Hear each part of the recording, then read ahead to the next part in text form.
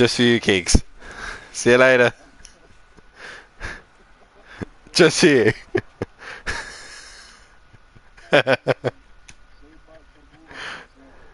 What?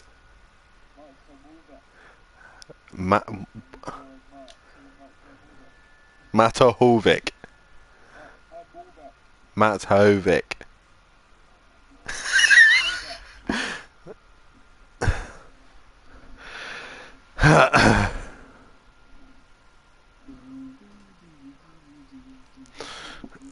What'd you call me?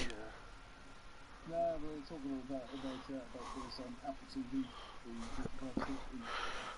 Oh, right, okay. What about the music car rock and roll? It looks like the Rich Energy car. Yeah, exactly. Or So- JPS Lotus. Looks shit. Right, live screen. That's what we want. No, we don't. You've got the highlights up now. Yeah. Oh, you think I've not done it? No, I was just checking. Yeah, yeah. Yeah, boy. Just join the stream. Can I get on here? Oh, yeah. Oh, yeah. Well, at the moment, we're 25 minutes left. We've only got 11 people. Fuck.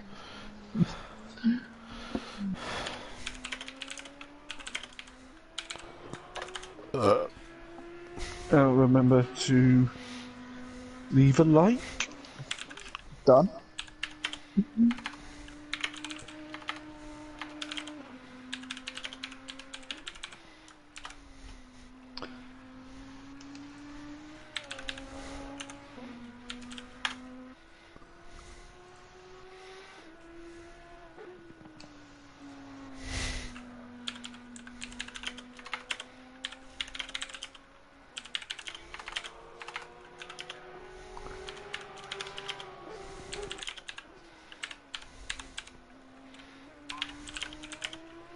I'll put my match stream up so we can see when he gets, you know, a little bit salty. He ain't doing well tonight, I'll tell you that.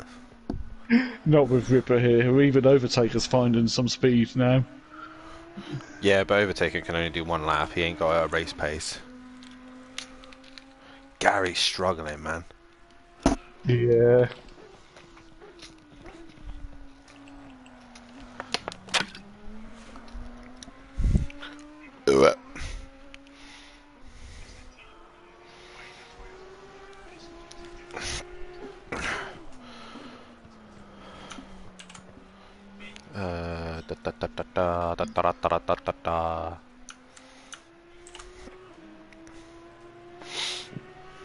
Nice. What? I'm just looking at my YouTube chat. Tidy.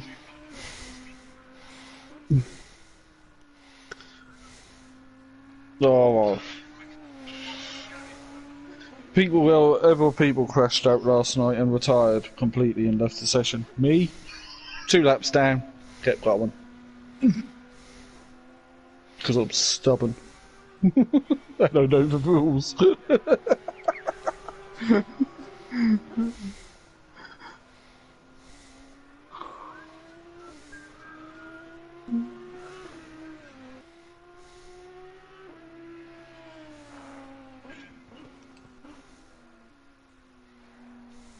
Let's put my mouse up there.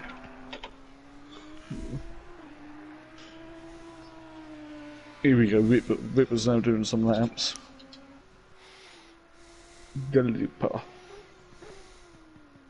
Oh, someone's joining. Grease.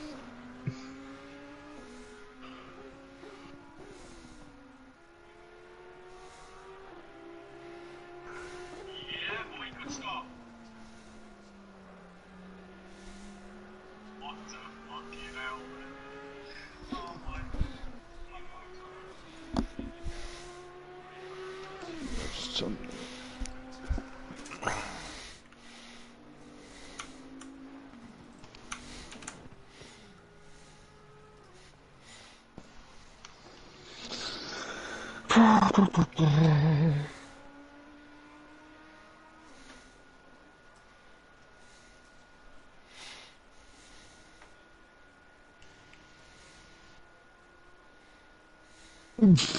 That's YouTube chat.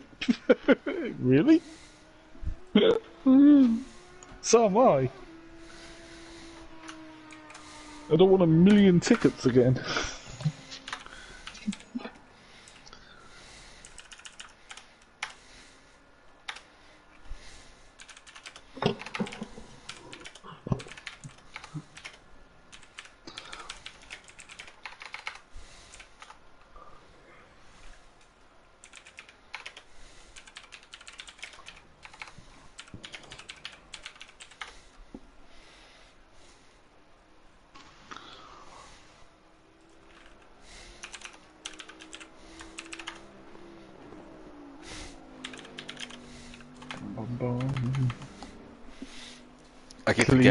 I keep forgetting that I'm typing in Simplay Motorsport. I need to stop doing that.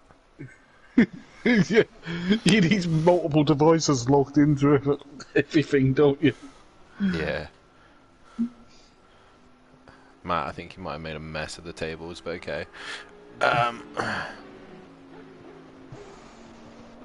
Ripper's leading. That's all I know. Right. We'll be going live momentarily, okay? Yep. Let's go to a driver that's actually on track, shall we? We've got Ripper, David.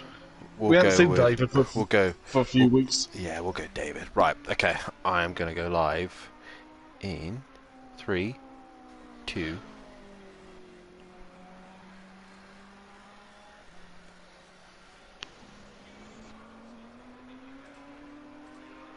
Good evening, ladies and gentlemen, and welcome to Simplay Motorsport. My name is Dan Davis, and joining me in the commentary box once again is my good friend Jamie. I mean, PN. Oh, God.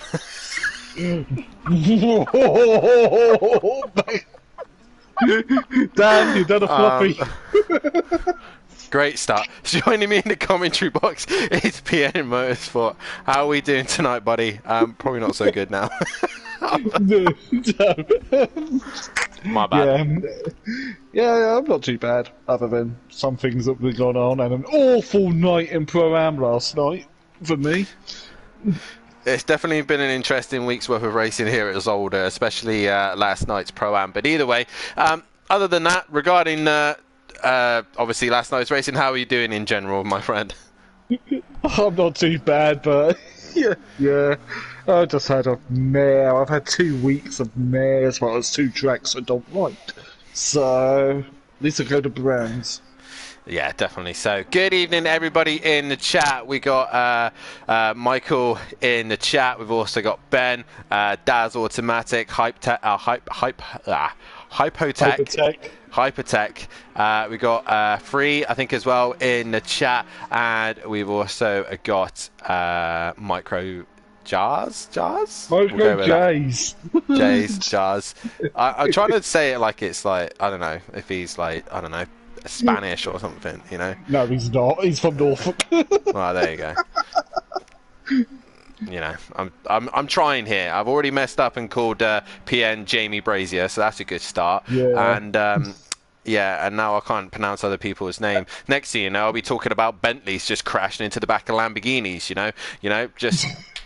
Anyway, let's get on to the main program here tonight, as we have got 2 nights worth of races here at the beautiful circuit of Zolder, one of the second most famous circuit in Belgium, just behind what's that other one? That really famous one. Yeah, that Nivelle? one. That's the one they built on? No, that one where it always rains and everyone has to stop driving because it's too wet. But we've seen what happened if you didn't stop driving. Yeah, true. On the regional last weekend. Yeah. And that's a very good reason why they shouldn't drive in the wet there, because it is too dangerous. That is Spa we're talking about. But anyway, we're here at Zolder, probably the second most well-known circuit. And do you know, my very first introduction to Zolder was actually from Top Gear. This is when the the English where Top Gear went against the German Top Gear, and they went out and raced around Zolder.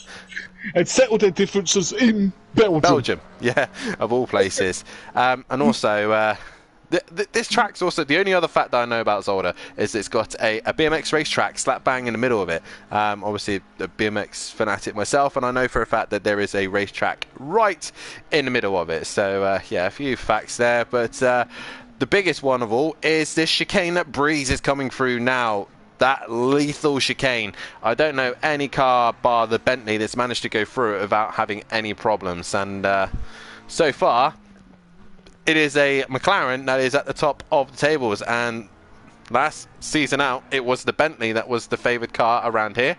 And at the minute, it looks like a McLaren or an Audi is what you want to be in, as Breeze has gone wide and hit the wall as another Honda comes flying around the corner, and I believe that was Peaceful Explosion. But anyway, we have 15.5 minutes to discuss anything and everything, as we see Brendan in the chat say good luck to everyone tonight and best of luck to all the drivers indeed.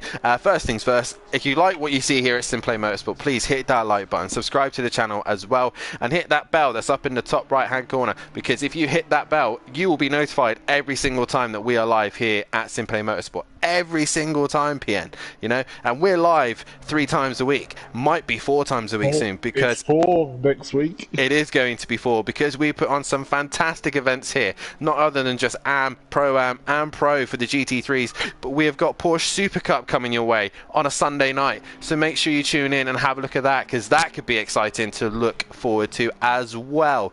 But if you just want to get involved with a bit of banter and just a general chat about anything and everything to do with motorsport, then head over to our channel, because the Discord does fill up with great conversations. And I think the other day, me, PN and a few others were talking about Le Mans as it was going on. So please, everything you can to this channel. We want to make it the best we possibly can for anybody and everybody who is involved. We're all race fanatics, and let's enjoy some racing. Right now, we're currently on board with the Honda of Peaceful Explosion. I was going to attempt to try and change the camera, but I'm not going to, because I think it will freeze my game and I will have to come back in. As we've got some support here, Jacob in the chat saying JWB Racing with the heart eyes emoji. Yeah, support your team, support your drivers. Let's see that support. As right now, Peaceful goes through the final corner as we do a quick lap around Zolder. PN, Zolder, do we like it? You don't, I don't think, do you? Despise it. Despise it. Well, it's got a special place in my heart, as Peaceful Explosion goes through turn 1, does an okay job of it, but then turn 2, he's a little bit sideways on exit. Turn 2 then feeds into turn 3, and then you head towards the fast turn 4. You think you could take a lot more speed than you actually can, and you have to lift off the power, and be careful you don't run too wide, because that gravel trap will slow you down massively. Into 5 and 6, the chicane, the deadly chicane. It's so high, it makes cars go flying, as Peaceful Explosion tries to negotiate. He does a very good job of it. And then into 7, which is an uphill, downhill, like awkward braking zone that heads into then the chicane of 8, 9 and 10, and then follows straight with 11s. And again, you do not want to be abusing those curves, because it's very easy to get track limit warnings. Into 11, up towards 12, again uphill ever so slightly. Peaceful runs wide, and into 12, heading down towards 13, and make sure you hit the braking zone, get the car stopped and turned in, making sure you get a good exit as you go through 14 and 15, which don't really exist. They're just 2 little corners in a chicane. And then you're into 16 and 17, the final chicane, making sure you've nailed the lap. And it's very easy to lose all your time here as you turn into the left-hander and then over to the right-hander as well. Make sure you get a good exit and then head towards the line, staying in a straight line if you want to keep the momentum as well. And towards the line he comes, and Peaceful Explosion will stay in P4. Now, we've got a lot of support in the chat. We've got Green Wolfinator here this evening, and Wolfinator, he's been a man this season that's really surprised me. Obviously being in Pro-Am last season and coming into Pro, he has really held his own in this one, PN. Don't you agree? Yeah, I do agree. One of the worthy people we promoted into Pro, which we've got to go on to do again at the end of the season. There's some rapid guys in Am as well. There are a lot of rapid people in all these categories, and I think a lot of them will just have to find their feet and learn to adjust. Another man who has been struggling this season, but I think will come good eventually, is the Lexus driver of Fury. A new car for him. He's just trying to nail that car in a sweet spot, and I think once he does that, the Lexus will definitely give him appreciation. Jacob in the chat saying, haha, love this track. And go for the win. He's supporting his Green Wolfinator brand, JWB Racing. I think Benno, the corner cutter's the other JWB team, isn't he? He is indeed. There is 2 in Pro. There is 2. I believe Nexus, Mr. T, and Mr. T and Wolfie. Yeah. And Benno. Was it Benno? And Benno and Hitman. Hitman, yeah. So no Hitman at the minute. As I will get the championship standings up. Reminder as well to any of the pro drivers, if you do make it into the top 3 at the end of race 2, we will drag you in for a interview, whether you like it or not. I'm joking. You can, if you want to come in for a chat, you're more than welcome to. But as I'm trying to just blabber on so I can get the standings up. But Zolder for me is definitely one of those circuits, PN, that it rewards patience. I think it's one of those tracks. It's very much like the corners are. They're very unorthodox corners. They're not corners you would like see in most other racetracks. Turn 1, for example, just the sharp 90-degree left-hander. It's a tricky corner to get right. Well, it used to be easier than that, but of course they changed it because of safety. They did indeed. As I do finally have the championship standings in front of me.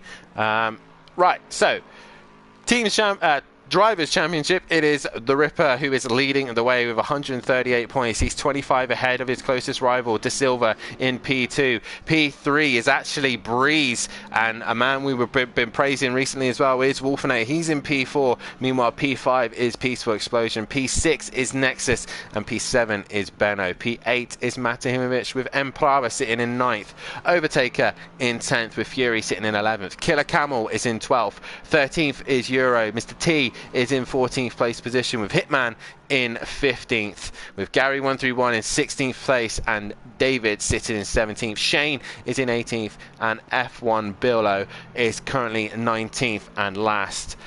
Regarding the teams, it is Killer Performance leading the way with Simplay Racing in second.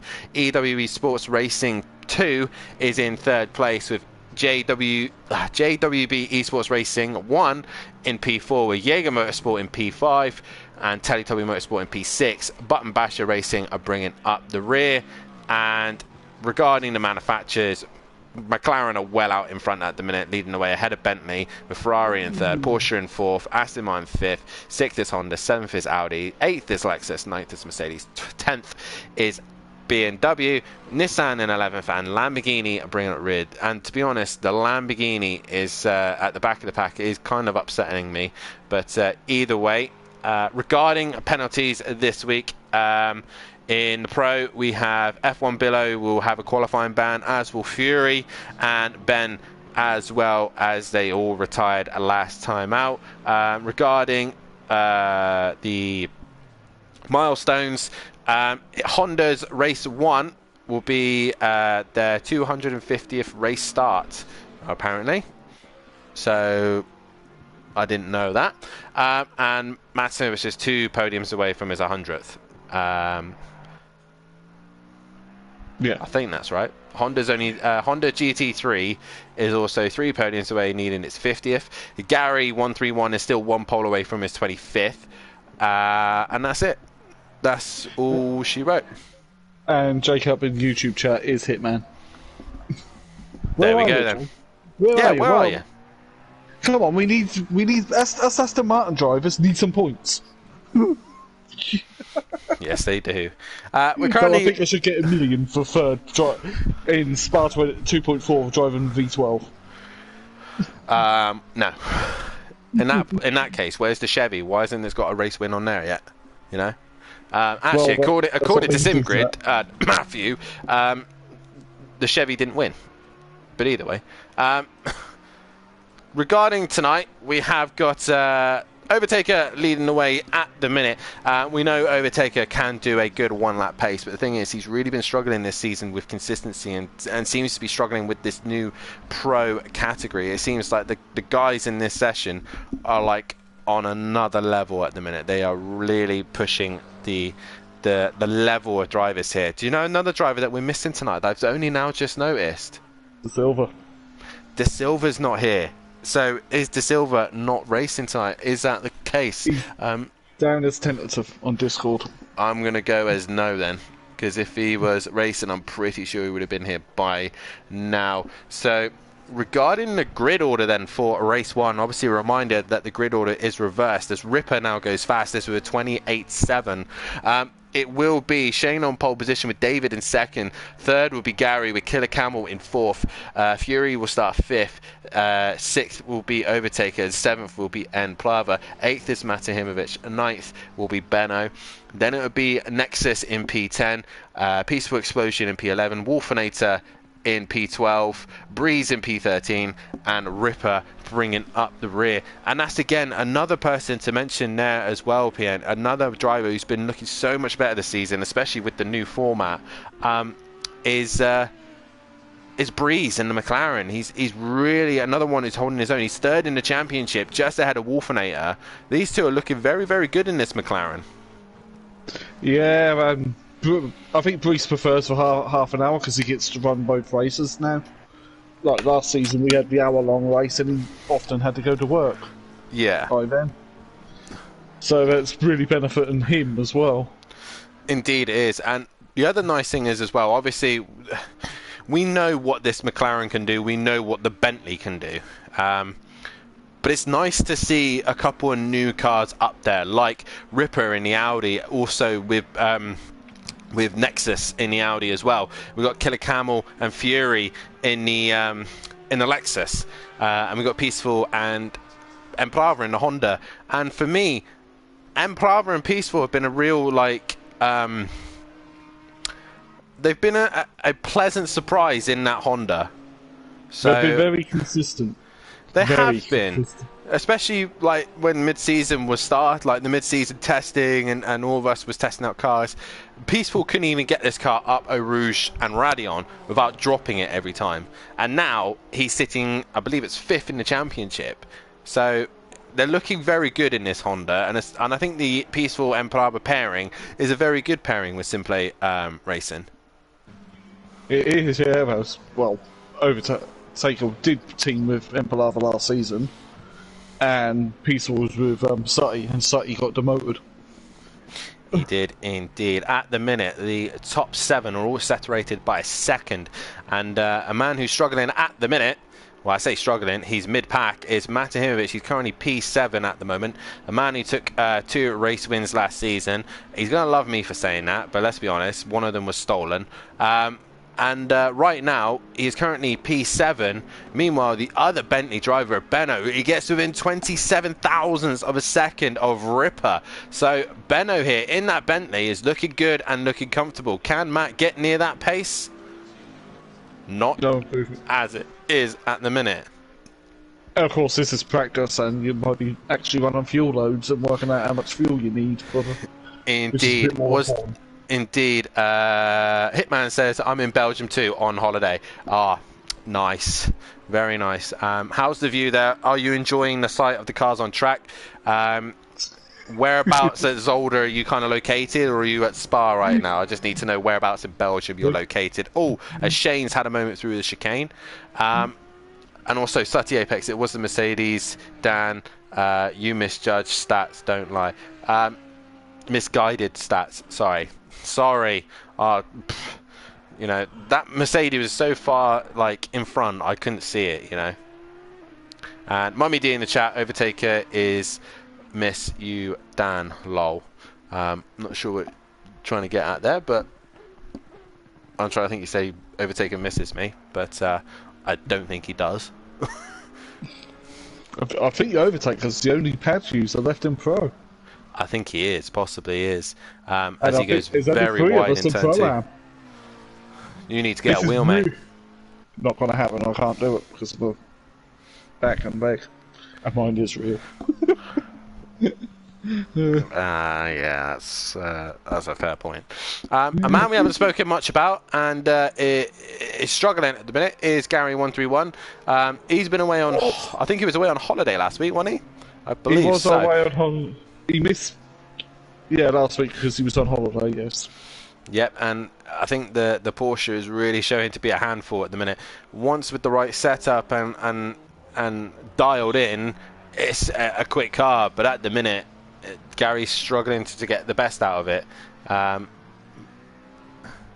As we look at Wolfinator just returning back on track, we do seem to have possibly maybe, some rain lurking. Maybe. But we're not 100% sure on that. I have seen rain on the little dial. I did see it, but I don't think we're going to get it. It looks too lovely a condition right now, let's be honest. It does indeed. And next week we're at Brands. Well, in that case, we just need to ask Jacob. He's currently in Belgium at the minute. He could tell us whether or not if it's raining, and what part of the track as well. Gary for Pro-Am, says Sutty. Well, we've already been discussing this in another chat. Gary and Smithy to pair up in Pro-Am. No, Smithy's already said he's not a Ram.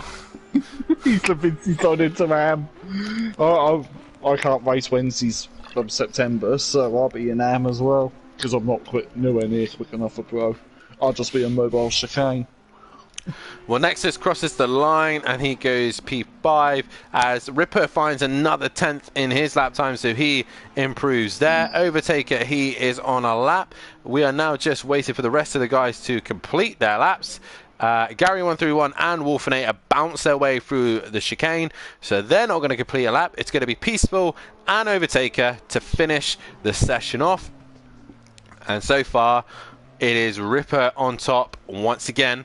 Only 2 winners this season so far, PN. We've only had Ripper and De Silva, the only 2 race winners, and we're now at the 4th round of the championship? 4th round. Brands is the halfway point. Halfway point. Week. Overtaken now. Sorry, Overtaker into the final chicane with 3 tenths to find, and he loses it all. Carry on. Let me go back to the damage, thank you. Of course, we're also going to be at Brands for the Carrera Cup. And cars with no traction control. And the forecast... Oh wait, the Carrera Cup's got to be fixed weather at dry. But the forecast for next week around here is rain. Rain. As all the guys are taking their times coming out of the pits. Of course. I'm being dumb. As Free in the chat saying it's dry in Belgium. Ah, nice. Okay, lovely. No wonder these guys haven't put the wet tyres on yet.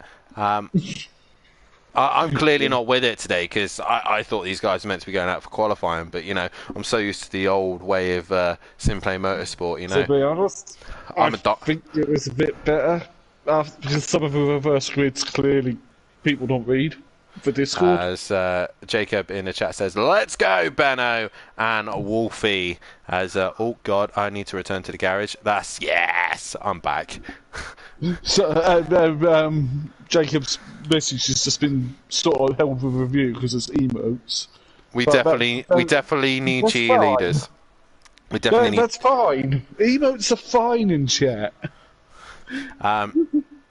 We definitely need cheerleaders. Yes, we do. I have got a spare pair of uniforms for me and PN to get out in a minute to cheer on whichever driver you like. But we are... Does anyone want to see a fat, hairy bloke with a bad back? Hey. You don't need to get on to me about that. Like, look, I'm going to get a shave at some point, all right?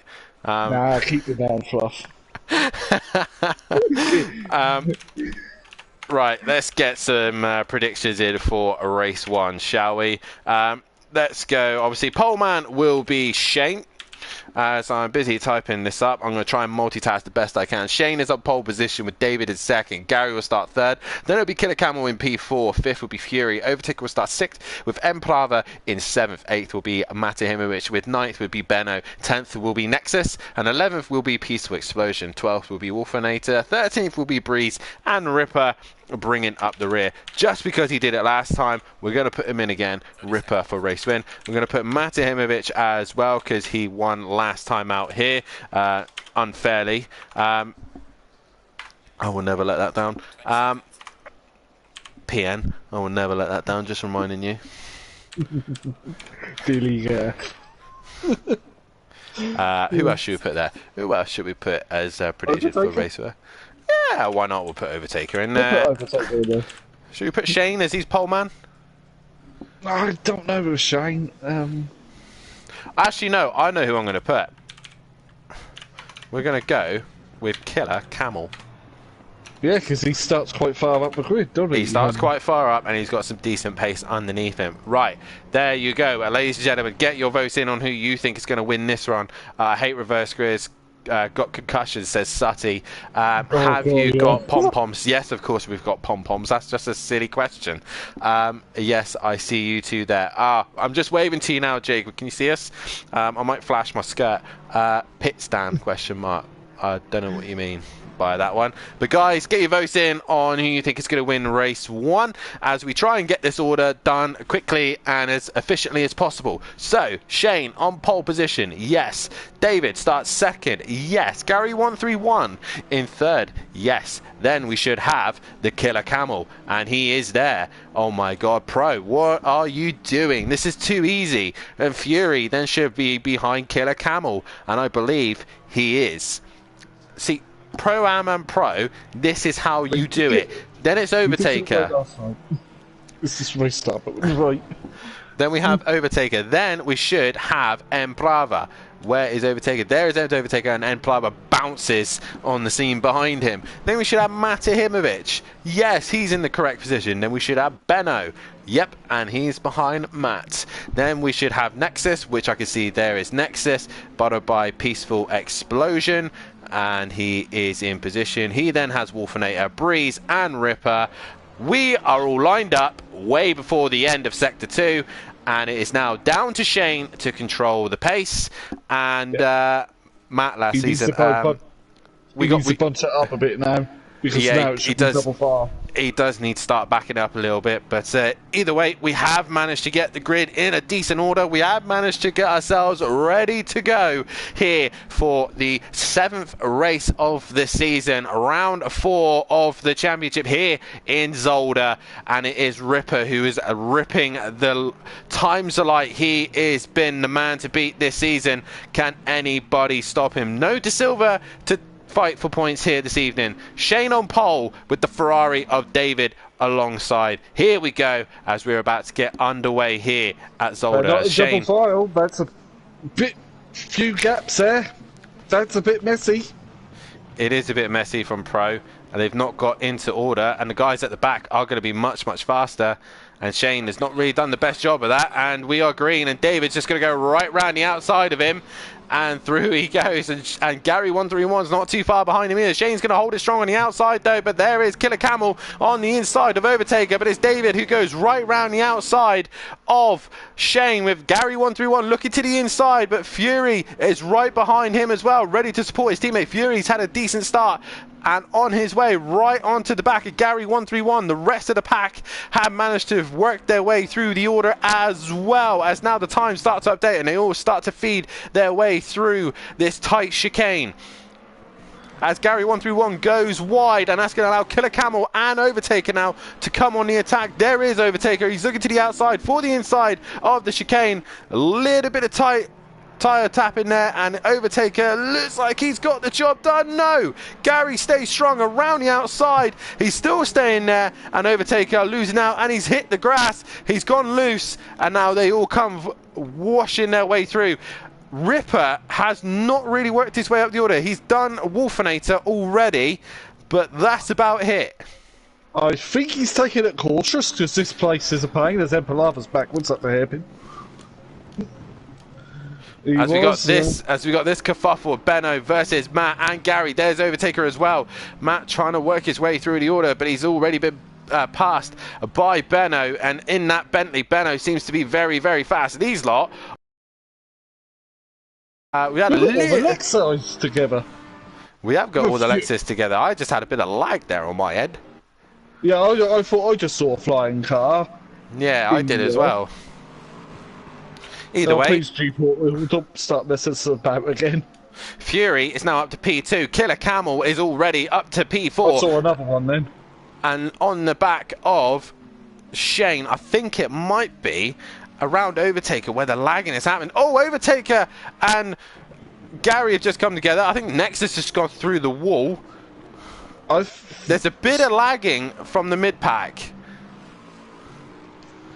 I don't know if it's just me, but we've now got the back markers, the back runners working their way forward. Peaceful is on the move. He's gone past Overtaker, and now Breeze is now getting past Overtaker as Wolfinator goes very deep in the chicane, and Ripper is trying everything. Oh, that's a car facing the wrong way. Was that the Lexus of Shane? Yes, it was, and Plava's dropped to the back of the pack as well. So bit of bad luck for those guys. Meanwhile, it's still David leading the way as now Ripper is attacking Overtaker. Meanwhile, David and Fury are well out in front. There's someone we haven't counted on, who's Fury, and after last week, what he said when he quit race 2, so hence he's qualifying man for race 2 tonight. Meanwhile, Benno has cleared Killer Camel. Killer Camel's got his own hands full fighting the other Bentley of Matimovic. Killer Camel to the inside, Matimovic to the outside. Can Matt get the job done? Looks like Killer Camel's got some damage to the front end of that car, possibly the contact with Shane. Possibly, yeah, and what happened to Overtaker's further back as well? We just put the commentator's curse on him. Ripper's still not really come up the field yet. No, he's not. I think he's just biding his time, really, looking for that time to start working his way through the order. And pit stops will be a big point as well, where to start gaining positions. As Matt is leading this train of cars, as he's got Killer Camel. Gary bounces over the curb. He's all over the grass, and he's hit Nexus! Oh! Has everyone else managed to avoid them? No! Spud again. That's Peaceful. That's Mike in the wall. Peaceful's in the wall. I don't think he had really anywhere to go. Meanwhile, David has got quite a decent gap, but Fury's coming at him with some speed, with Benno in third, Matt in fourth, Killer Camel in fifth, then a massive gap back to Breeze, he's the one who's been making the moves. He was at the back with Ripper. He started 13th. He's up to 6th already. He has indeed. He has his own personal test driver, because sort of like tripped me out when I was in the practice lobby and went, "Who's that running Breeze's livery and number?" So I had to ask it. So yeah, he has someone to do his setups. That'd be nice, wouldn't it, Dan? Yeah, it would be. As we were talking about Ripper, he's now up to P8. So after all the chaos, Nexus has had to pit. He's got major damage to his car after making contact with Gary, so he's had to pit. I heard about the sign, and I just carried up until the window opened. As we see Jacob in the chat saying, "Benno, get in there!" And Benno is working his way slowly onto the back of Fury. And David's had a big wiggle through the chicane, but he's managed to keep it together. Oh, now Benno's hit the chicane quite hard, and everyone else. For Bentley, it'd be fine. For Bentley seems to like the bumps. It does indeed, but Benno's was a proper wheelie, As Ripper still does their ways. Oh, he's over the curb in the second chicane and in the wall for Benno. Matt came down the inside, as Benno was heading straight towards the racing line. Yeah, and then he saw him like last second and got out the way. So he did eventually allow Matt to get through, but Benno pushing a little bit too hard. This is allowing Fury and David still to just creep away. The Ferrari leads from the Lexus, as Fury I thought went a little bit deep, but he actually made the apex. Matt is now in third with Benno in fourth, Killer Camel fifth. Denny in chat's just shouted no, as in like Darth Vader in episode 3, if you watch Star Wars. Oh, Fury's deep. He's hunting the Ferrari. He is indeed. He's really got to focus now on just keeping his lap time smooth and keeping his corner speed consistent, because now he can see David in front of him, and David is having a couple of wobbly moments, but Fury, again, is another driver that has a few wobbly moments. He is now slowly working his way onto the back of the Ferrari. He's got a healthy gap to Matt, so he's got time. He's got plenty of time at the minute, and no one else is really working their way through the order. The fight I want to keep an eye on is Overtaker versus Ripper, because these two looked very quick earlier on, and at the minute, Ripper is stuck behind him. You got Brees, Overtaker, and Ripper all close proximity to each other. As Nexus is back out of the pits now, not really fixed much of the damage, but he's still flapping the front end. So as they go through the sectors, Fury hasn't really gained any time. He's probably lost a tenth to David. As you see the Bentleys come around, we wait to see the Ferrari of David. There he is, and there is the Lexus of Fury. As Dan Johns in the chat says, "Come on, Gary, don't let the Porsche down." And Sutty says, "Come on, Matt, be one with the tank." The boat. But it's not raining. It's not a tank, it's a boatley. That's what we call it, the boatley. As Matt, is he really gaining? He's got a little bit on Fury, but not much. I think now is when we'll start seeing Fury and David start to lose time. Shane's into the pits. So has he had a mare? Well, he has had a bit of a mare, unfortunately. Welcome to the pro, Shane. It's a different league, completely. Gary's under a little bit of pressure from Emplava. Emplava slowly trying to work his way back up the order. As you see, a Green Wolfinator just behind them as well. Fury now within 7/10 of David. He just needs to keep it smooth now. Focus, Fury. Make sure you still hit those apex and hit those braking points and pick off David when he least expects it, or even get him in the pits. That's a good way of jumping the car, especially here at Zolder. Pits is going to be the winner here, I think. Yeah, pit on your own when there's no one to hit you. As Benno is starting to gain back on Matt again, so we could have the fight between the Boatleys as they head towards the hairpin.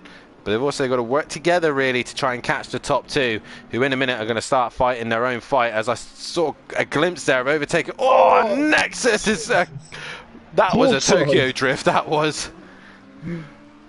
I think we need to have score markers for drifting around the corners. Sadly, Nexus, we're not in Suzuka at the minute, so drifting isn't quite on just yet. As we see here, we have Ripper really hassling the back of Overtaker. Is he going to look to make a move into turn one? This is the pace that we are used to seeing, but as Breeze is holding these two up, Fury's got within 4/10 now of David. We'll have to go to them and have a quick glance at how that's getting on.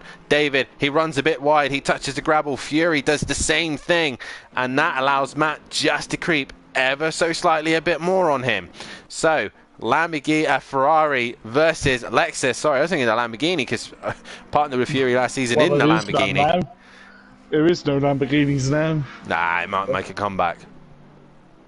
Well, for us anyway. Oh, Brees is over the curb in the chicane. Overtaker's going around the outside and past. Overtaker's done him. Can Ripper capitalise? No, he has to wait. So will Ripper come into the pits? That's the question. Meanwhile, Fury's really now starting to hassle the back of David. Meanwhile, Benno is also starting to hassle the back of Matt. Killer Camel, meanwhile, with the damage that he's got, has been able just to stick with these guys for a minute, and the other three behind him haven't quite caught him. Now, we come to the pits. Fury and David carry on. Matt and Benno, what are they going to do? They carry on also. Killer Camel will probably come in. No, he's staying out with Overtaker and Breeze also staying. Oh, Breeze goes to the pits. Overtaker probably saw that coming. That was very lucky that wouldn't have crashed, Sven. That was a brown pants moment for sure. As Gary's into the pits, probably Emplava, maybe Peaceful. Nope, those two carry on as well. Wolfinator, he stays out. Nexus, obviously staying out. Shane out as well. So it's only Breeze and Gary, the first ones to pit. We go back to your race leaders, and it's still David ahead of the Lexus of Furious. Fury's mum is in the chat, and I'm going to guess Matthias. It's something for Ripper, but yeah, I think English would have been more helpful because we're English speaking. It's okay. They could speak I'm trying to guess the language. We won't need to get Google Translate onto that. I struggle with English, let alone any other language. But more or less, if they're more than welcome to support their drivers in whatever language they want to speak in. Where is Ripper from? I don't actually know where Ripper's from. I'm gonna have as a guess at Dutch. That's all I'm gonna guess, but I might be wrong. Brees is now away. Gary's still in the pits. The problem with Gary's here is he might end up being dropped right in this scrap, and he'll have to obey blue flags, and he'll have to get out the way. So pitting early has not really helped him out. As Breeze comes out, here comes Gary out of the pit lane. Keep it behind the white line on exit, Gary. And he comes right in the path of his teammate. Meanwhile, that was close, Matt. Meanwhile, while that's all going on, Benno's coming to the pits, as has Emplava and Wolfenator as well. So 3 other drivers coming into the pits. Yeah, sure, that was actually really close. It's like, I bet Matt was shouting at Gary when he was coming out of the pits. Stop! Stay there, stay there, stay there. Possibly so. Fury, meanwhile, is having quite a decent race here with David. Ripper and Overtaker really haven't worked their way through the order. And Killer Camel, like I said, with the slight damage to the front of his car, he's holding his own against these 2 behind him. They're not really rapidly catching him. But we do have to keep an eye out for drive-throughs, because track limits here is a major play in this race, as Fury's now within half a second of David. Hopefully we'll span over to them. Yes, we will. And it looks like the Ferrari seems to do better in the final sector, while Fury seems to catch him in the middle and first sector. Benno's away. He is away and gone. He's into turn 2, way ahead of these lots, so he can now hit his lap times and push as much as he can without any cars in his way. Killer Camel carries on, but Ripper, his teammate, has come into the pits. Can he now jump Overtaker? That is the question. Peaceful Explosion currently in P7. His teammate's pitting, and he is the leading group of cars. Back end of jumped Gary. Palava has jumped Gary. He's jumped as well Wolfenator. Oh, he was already ahead of Wolfenator, as Breeze is trying to catch onto the back of Benno, as they are the group of cars that have pitted.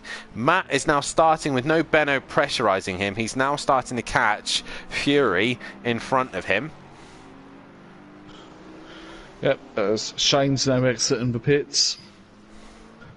I think he's just hoping to go back into Pro-Am. Actually, not going to Pro-Am. Did you see last night? So right now, David seems to have got himself into a groove that he's now figured out how Fury is catching him and where he's stronger and where he's weaker at the minute. Matt is only just now starting to match these guys, and Killer Camel has starting to lose a little bit more pace. Ripper, meanwhile, has now left the pits. He should... Benno's going to be close to him. Oh no, sorry, Benno was ahead. So Benno was ahead of Ripper. So how close can Ripper get to Benno on pit exit? So there's Benno. Where is Ripper? Benno's in front still.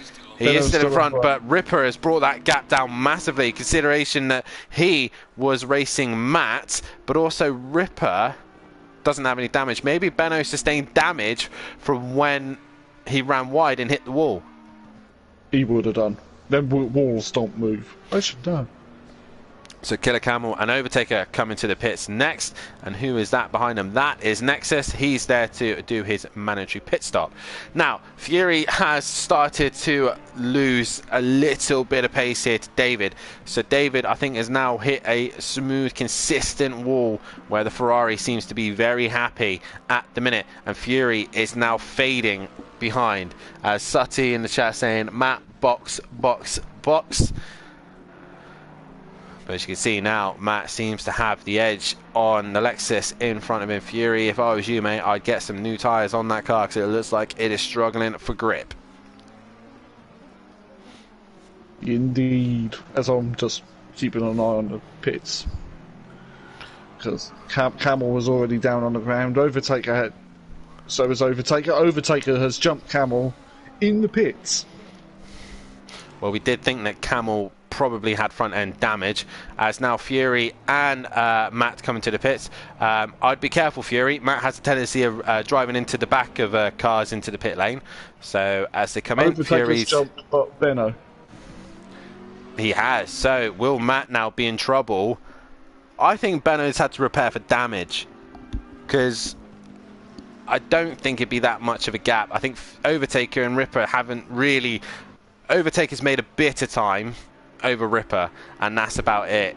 They've been quite similar at the minute. Killer Camel's lost out, obviously due to repairing damages, but he's got Breeze right behind him as they go into the chicane. Breeze on hot tyres, while Killer Camel's trying to get his tyres up to temperature. But they have to be cautious, because the car behind him is the Ferrari of David, and he really needs to pit soon. He's going to run out of time, and I think he has no option but this lap. Fury has come to a stop, as has Matt. So they are in the pits. It is just David left to pit now. Yeah, just David. Fury's already away and completed his stop. He's on a... Look like he's going to stay ahead of Matt in the pits.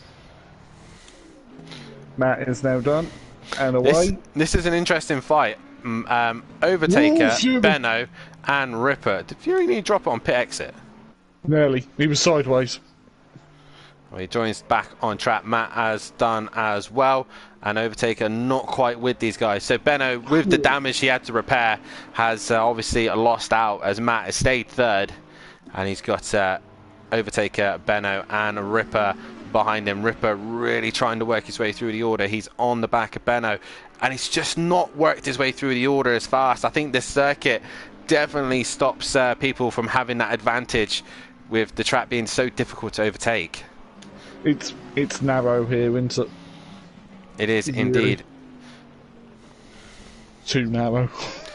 The question is now, with Fury coming into the pits, he did have a slide on exit. How close can he get to the back of David? That is the question. David currently in the pits at the minute. As we look back to Breeze, who is still within 3/10 of Killer Camel. Killer Camel now starting to get tyre temperature in his car, so he's able to start pushing a little bit harder. We'll end the poll there. 58% of you reckon that Ripper is going to win this race, and at the minute it is looking the way of David so far. He's looking very, very good, but I probably have cursed him now. David is on his way. Fury is in the final corner, and David is on pit exit. This could be closer than I thought, as could be.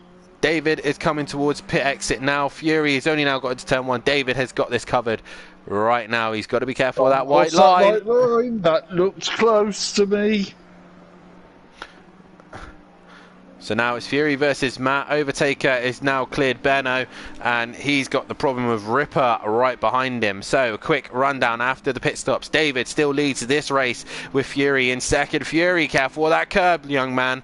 And he's now got Matimovic breathing down his neck in third. P4 is Overtaker. Fifth is Benno. Sixth is Ripper, with Killer Camel, his teammate, sitting in P7. Good points for them. Eighth is Breeze. Ninth is N Prava. And in 10th is Peaceful Explosion. Gary 131 in 11th, with Green Wolf and Ato in 12th. Nexus in 13th. And Shane, your pole man, down in 14th place position. Yeah, as now the window shuts, but everyone's made mandatory pit stops. Let's see how far David's actually in front of Fury as he goes through a sector. 3.2 seconds, and Matt is right on the back of Fury. How far's Overtaker? 8 seconds behind Matt, and Benno's right on the back of Overtaker. With Ripper.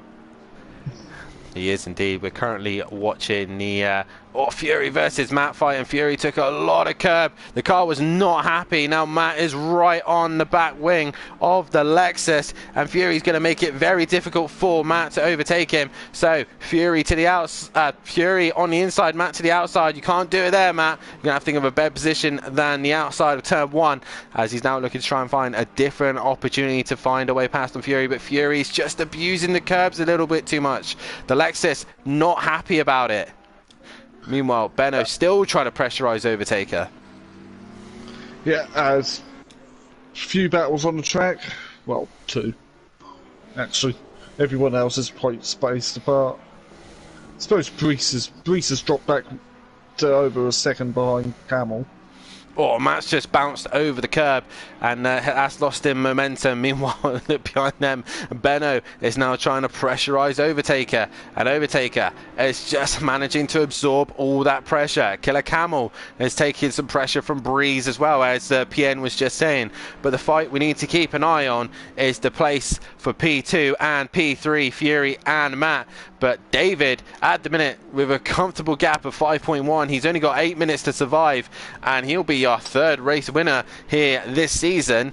Only 3 winners this season, even though we have a reverse grid. Still, De Silva and Ripper the only ones to win a race.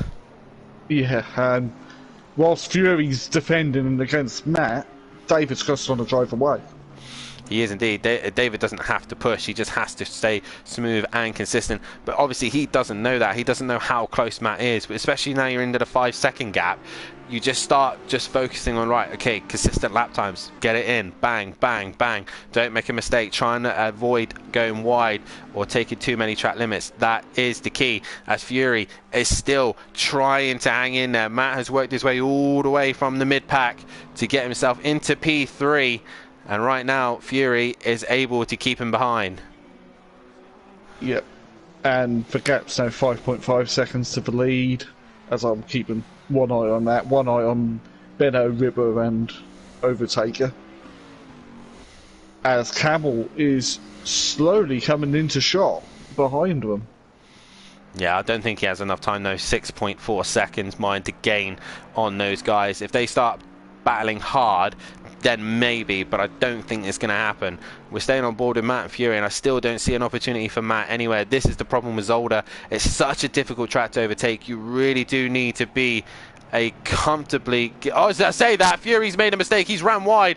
Matt's to the inside. Is Fury going to fight him hard towards the chicane? They're still side by side towards the final corner. They come as Fury tries to brake later. He does so, hits the apex. Matt tries to get a better exit so he can try and get the run into turn 1, and Fury fights another day. He hangs in there for P2, but Matt to the outside again. He's already learned that that's really not the line, but he's going to try it anyway. Around the outside of turn 1, if he can do it, he'll have the corner for turn 2, and he's not quite able to. Matt right behind Fury. Is he going to do a lunge on him into turn 2? No, because he's got it covered. Meanwhile, Benno is still trying to pressurize Overtaker, and they've still not had any change there. But Fury now really in trouble here, because Matt is all over the back of him, and he's run wide and touched the gravel. That's going to slow him down massively If they come towards the death chicane, as Matt is alongside him, and he backs out of it.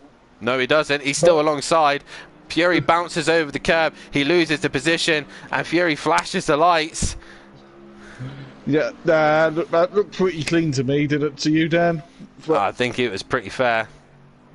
Yeah. Fury made the mistake. Oh, Fury's in the wall completely. Oh, Fury, what are you doing? That was going so well for him, and now he's going to become under pressure from Benno, Ripper and Overtaker, who all 3 of these guys have slowly just been creeping onto the back of Matt and Fury, and here they are right on the back of him. A reminder as well to any drivers who are listening to the stream, race 1 there will not be an interview, because obviously you all have to do qualifying for a race 2. But Overtaker now onto the back of Fury. But meanwhile, your race leader, David, has got quite a comfortable gap now over Matahimovic, who's currently P2, with Fury in P3 with damage. Overtaker P4, Benno P5, and Ripper P6, completing your top 6. Yeah, massive gap between Palava and Breeze, or 15 seconds. But Peaceful's right behind his teammate. Yeah, we have just gone on board with the Simplay Racing boys, and who's going to have priority here? Peaceful higher up in the championship, but obviously we're still only round 4. It's still too early for team orders. I don't like team orders anyway. That's too Red Bully, you know. Only Max can win, as in Verstappen. Yes, I think I know what you were referencing. So yeah, let them fight. For God's sake. As Fury right now is ahead of Overtaker and Benno. Benno's actually looking more threatening than Overtaker is at the minute. But Ripper, meanwhile, is just sitting there watching everything unfold. His closest championship rival isn't here, and then his next rival is Breeze, who's down in P8. So right now, Ripper is outscoring the people he needs to outscore, and you can just watch the chaos unfold as now Overtaker is now onto the back of Fury. I don't really see Matt catching David. David's got quite a comfortable gap, and he's in a kind of smooth, consistent zone at the minute at the front. Second. He has caught a second, but it's not going to be enough. He's got to catch, like, I don't know, what is it, 3 laps left? So he needs to be doing probably, what, 3 seconds a lap to even think about coming near him. I've not seen that in Pro. The gap in Pro and practice was, what, about 2 seconds? Yeah, it's not going to happen. Meanwhile, Fury is still under some massive pressure here from Overtaker. Fury's got slight damage. His car's vibrating like mine was last night when I was put in a wall. See, Ripper is doing something very, very clever here. He can see the 3 of them are now starting to concertina, and he's just sitting back. He's not wanting to get too close to the back of that Bentley. Meanwhile, Benno is really hustling Overtaker, which is then slowing them down because Overtaker is looking too much in his mirrors and not trying to hassle Fury. So now they're stuck in this, effectively, brackets a DRS train because everyone is psyching one another out. Fury, meanwhile, is doing a good job of just keeping in front. I think Matt's had a moment. He has had a moment, haven't he? Because he's lost 3 seconds. He's lost a lot of time here. He was within 6.6 of David, and now he's 9.4. Well, David is going to start this lap and one more. So we've got 2 laps to go. My question is, has he had to change fuel maps? Oh, what a... Not put fuel map bait in, though. As Empalava cut the chicane, he should really give it to Mike. As Overtaker now looking down the inside of Fury, and I think, as Overtaker hits Fury, and Fury trying to get back on track, Benno goes, cheers, thank you very much, and Ripper will now do the same to Overtaker. So Overtaker there, I'm not sure what happened there. He kind of understeered into Fury. Fury gave him enough space, and contact was made. So a bit of a weird one, that one. Well, we're going to find out the stewards are... Yeah, it's now 10 seconds for Cap to the lead to David. So, is Matt just sitting there going, you know what, David's got this, there's no point risking anything, let's just get the car home in one piece? Yeah, and this was a brand new winner here in Simplay. Yep, not just the 3rd winner here for Pro, it's going to be a brand new winner. If David is willing to chat with us, then it'd be great to hear from him later on. Watching you all on the big screen, says Hype Tech. That's great to hear. As Jacob says, yes, Benno, let's go. As Benno has got himself up into P3. Meanwhile, Ripper is right on the rear wing of Fury. As David now crosses the line to start his final lap here. 9.9 ahead of his closest rival, which is Matt. And Matt towards start line, he's got quite a decent gap over Benno. Meanwhile, Fury is still trying to keep Ripper behind him. Here comes Ripper towards turn 1. They go. Fury makes his one move. Ripper is going to go to the outside. If he can hold it strong, he'll have the inside for turn 2. Fury's just understeering. He's struggling for grip. Ripper had a twitch as well. So I think they're both struggling at this stage. But meanwhile, Ripper has got, I think, of a championship. He's sitting comfortably in the points at the minute. Yeah, as I've just jumped to race leader briefly to see how he's getting on. It look like he's put another lap on Shane. I've dropped onto the Simplay Racing boys, and they're having a little scrap as they head towards turn 1. Peaceful versus Emplava, and Peaceful still can't find a way through. Aiden's making it difficult, isn't he? He is indeed. Meanwhile, David comes towards the hairpin. He starts the final sector here, and what a drive. He had to overtake Shane at the start. He had a little bit of pressure from Fury most of this race. But meanwhile, the Ferrari is going to come home and get a win. So we've had a McLaren, we've had an Audi, and now we're going to have a Ferrari. David enters the final chicane, exits the final chicane. He comes home to be our third winner here in Pro. David wins round 7 of the championship. Congratulations, a first-time winner here at Simplay Motorsport. Masimovic is going to come home for P2. Meanwhile, the Bentley have come home to take a 2 and 3 of Benno in P3. Fury is going to finish in 4. Ripper will finish in 5th. 6th will be Overtaker. And 7th will be Breeze. Shane crosses the line in 14th. Breeze got in front of Camel at the end. He did indeed. So Breeze comes home in 7th. Camel is in 8th. And Plava, is he going to hang on against his teammate? I think he is. As Nexus is just coming to the final chicane, he will finish in 13th. Not the start he would have wanted. But Emplava is going to hang on against his teammate. Peaceful Explosion, but they're scoring points together. The two Hondas cross the line. Emplava in P9, Peaceful P10. Wolfinator will finish it in 11th as Gary 131 will finish on the lead lap in 12th place position. And that is race 1 done and dusted. Wow, a lot cleaner than Pro-Am. A lot cleaner than Pro-Am, yeah. Pro-Am was just a mess. And I'm just going to say Forza Ferrari, Forza Ferrari, Forza Ferrari, because we all know I'm actually a Ferrari fan. Yes, we do have to say a massive congratulations to David. His first race win here at Simplay Motorsport, and also a third different winner here in the Pro for Season 2 on ACC. Ferrari are on top. Can David continue that form as we go into race 2? Can the guys now, with a free qualifying session, be able to work their way up the order? Can Ripper carry on winning, or will these guys stop him? The Bentleys are looking good, PN. Can Matt and Benno do anything to stop these guys? That's the question. As it's wet for practice too. Just as I was about to go off live for a minute, it is wet for practice. As I said, there was rain lurking around. But make sure you tune in a second, guys, because this could get spicy. Make sure you hit that like button, subscribe to the channel. We will be back in a moment's time. Make sure you don't go anywhere, because this race 2 could be exciting. Spicy.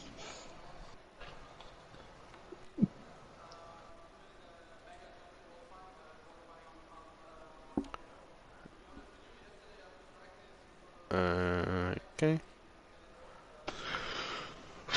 Well, that was cleaner. I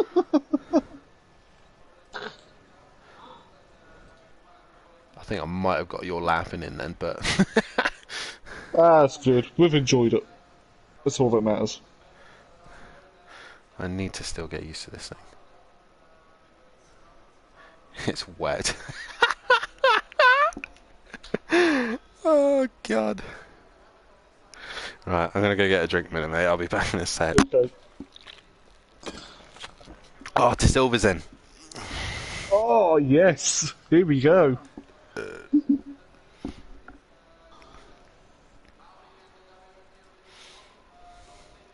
It's on like Donkey Kong now. Great, what does this knobhead want? Tables are updated. I managed to not hit anybody on pit entry, so... You're gonna love the stream, mate. Mate, Mike had it playing. I heard what you said about it. No.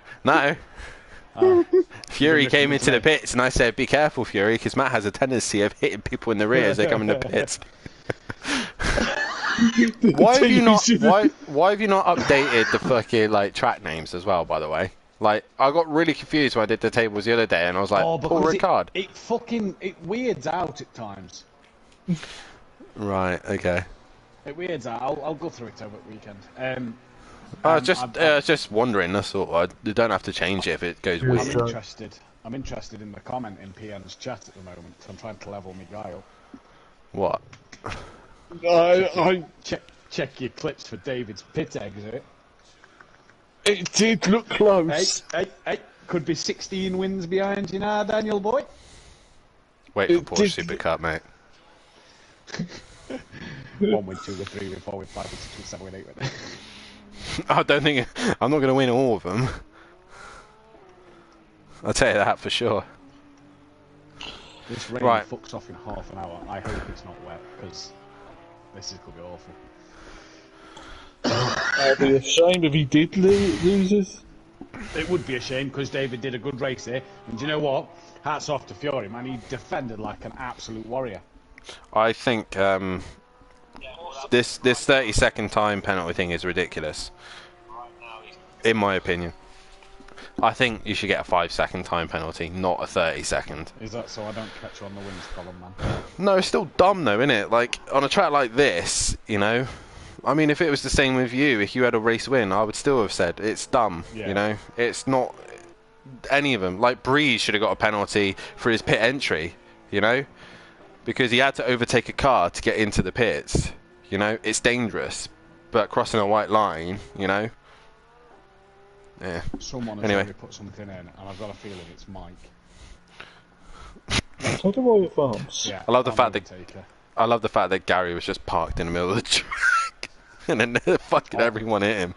My God! Right, so Plava dive bombed him. But hit the hairpin you on about? No, in the chicane, and then Nexus hit him. I don't know what he did in the chicane. I nearly wiped him as he come out the pits. It's like car on pit exit. And Gary went, "That's me, Bert." And I'm like, "Yeah, alright." He says, "I'll back off." I'm like, "Yeah, alright." Just to take turn to apex as normal. Next thing, fucking bloke goes, "Car on your right." What the fuck, Gary's here? I'll back off. Oh, we've lost the driver. We have, but we've just gained a driver. We got the Silverback here. Yes, it's back. Ripper didn't seem to have great pace there. No, he just seems a bit up. 10 minutes. Oh, we've got the driver back. So quali, so Hitman's not here, we'll turn that bit black.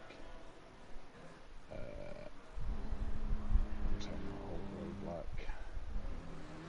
Quali's not here, we'll turn that black. Euro's not here, we'll turn that black. T's not here, we'll turn that black. 4 minutes left, just under 5 minutes after free practice. Yeah.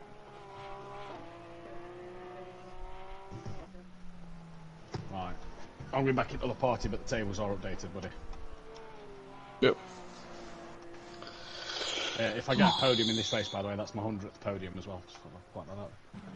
Yep. We're 99 now. Yeah. Well, I'll also overtake if it's footage after the race 2. For that one.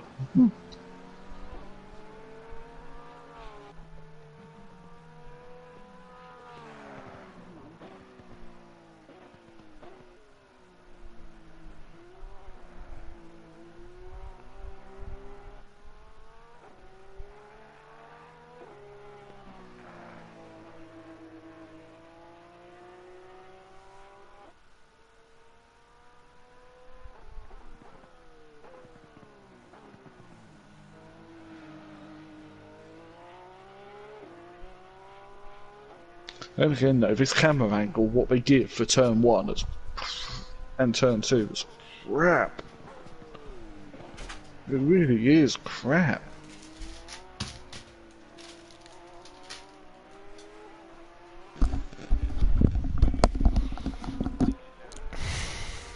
Is that Matagay still in it? No, he's gone. Thank God for that. No, I was just saying, but I couldn't see it because it was close, but I couldn't see it because it was... I say just forget about it. Yeah, because you can't tell with the camera angles they are. Because I'm not riding on board, because they've not locked on board for both races. But yeah, just forget about it. Yeah. Yeah. Fuck Matt and his race wins. I don't want another ticket. I think as well, just like, I don't agree with the pit lane and pit exit fucking penalty. 30 seconds. I know obviously that's F1, but come on, we're not, you know. I would have said each time they keep abusing it, then you add more time. Well, we have to review it now because we're kind of committed this season, aren't we? Nah, ignore it. Didn't happen. But it is so hard to see with that camera angle, though. It's ruining races. and People's Championship, you might as well introduce single drop scores, because people aren't getting their actual results because of this stupid penalty.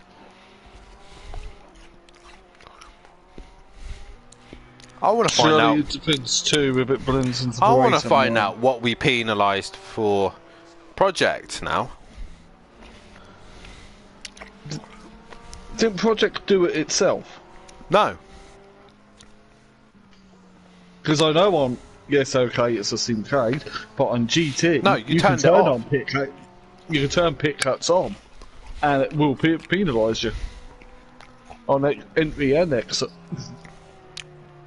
But I just don't like that part without having a penalty zone that slows the car down. Just add it on to the end of the race. I can't remember with Project Cars 2 because I wasn't in it a lot, would I?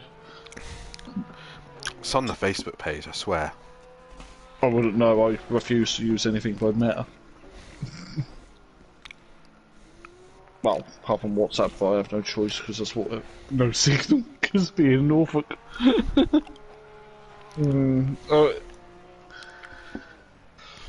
Oh, Gary. It is wetter than a wet thing. We're about to go to qualify. Yeah, I know. I'm trying to find something.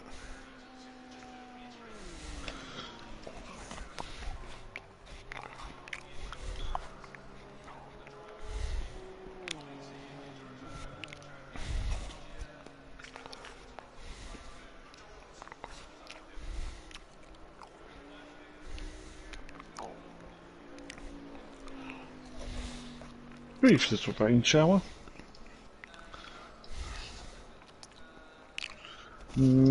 I'll have a chat about that. Because that camera angle's fucking awful. Honestly, I would just leave it. I don't want to ruin another race. Unless it's Max Marvel. You got two options. You give David a race win, which is awesome. Yeah. Or you give Matt another race win and he just won't shut up about it. Nah. Shit, I just went to replay and now I'm locked on static cameras. I've got time, ain't I? So I'll be right back and just... Yeah, you got time. Annoyingly, Matt's still on track. I think he's trying to clear the wet weather.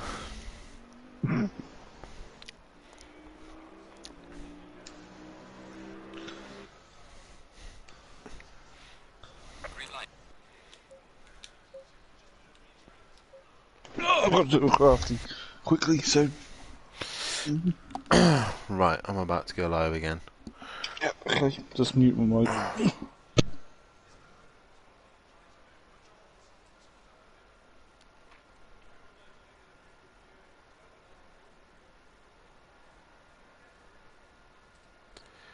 Welcome back, ladies and gentlemen, to Acc Simplay Motorsport. I hope you got your coffee ready. I hope you got your biscuits alongside as well. Maybe an ice cream in these warm conditions, because we are about to go racing once again here at Acc Simplay Motorsport as the guys come back out on track for their qualifying session. And a reminder as well that Fury and let me sort myself out so I can find out who. Fury and F1 Billo would have a qualifying ban, as does Benno as well. So those guys cannot go out on track, as Benno is coming out. He shouldn't be going out because he has got a qualifying ban. Fury is staying in the pit. So Benno should be returning back to pits. If any of his team members are listening, please can they let them know that Benno has a qualifying ban. Due to the fact that he retired last time out at Catalonia and he didn't complete the race, as did Fury. So Benno has to return to pits. But anyway, back once again after the chaos of the race one, as David took a race win. The unofficial results still to come through, and I think I do have them actually. Matt did tell me. But this is the unofficial results after round 7. And it is Ripper still leading the way. He's extended his gap over De Silva, who is 42 behind. With De Silva now back into the session, he can now race for this one as Matt nearly crashes into the back of Killer Camel there. Breeze is P3 and Matt jumping up to P4. Benno in P5. It is all very tight there because Matt, Benno, Wolfinator are all separated by a point each. A point. As Peaceful Explosion is only 2 points off the back of Wolfinator as well. With Fury a further... 5 points behind Peaceful with Nexus in P9.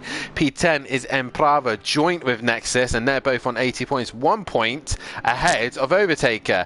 Then there's quite a bit of a gap to Killer Camel in P12. David up to P13 with Gary 131 in P14. 15th is Euro. Mr. T in 16th. 17th is Hitman. 18th is Shane. And F1 Billow is at the back on 21 points. Regarding the teams, Killer Performance still leading the way with 53 points ahead of Simplay Racing, with Jaeger Motorsport moving up to P3, with JWB Esports Racing 2 in P4, and Team 1 is in P5. Teletubby Motorsport is in P6, with Button Bashers Racing in P7. And again, McLaren leading the way ahead of Bentley, Ferrari, Porsche, Aston, Honda, Audi, Lexus, Mercedes, BMW, Nissan, and then Lamborghini. Jaguar and Retia not participating. So, first car to the line. I can't see what it is. I think it is Overtaker. It is. As he exits the final corner, Overtaker will set the benchmark here in qualifying, and it will be a 1:29.6, and I think a lot of people will be going faster than that. Emprava to the line as Ripper as well crosses the line. 6 tenths. Matimovic 7 tenths. Peaceful bit off the pace as Killer Camel goes P4. Who is next to cross the line? There we have Wolfinator currently on a lap, but it's David towards the line. What does he do? No lap time. So Nexus is next to cross the line in P10. What can he do? He goes P4.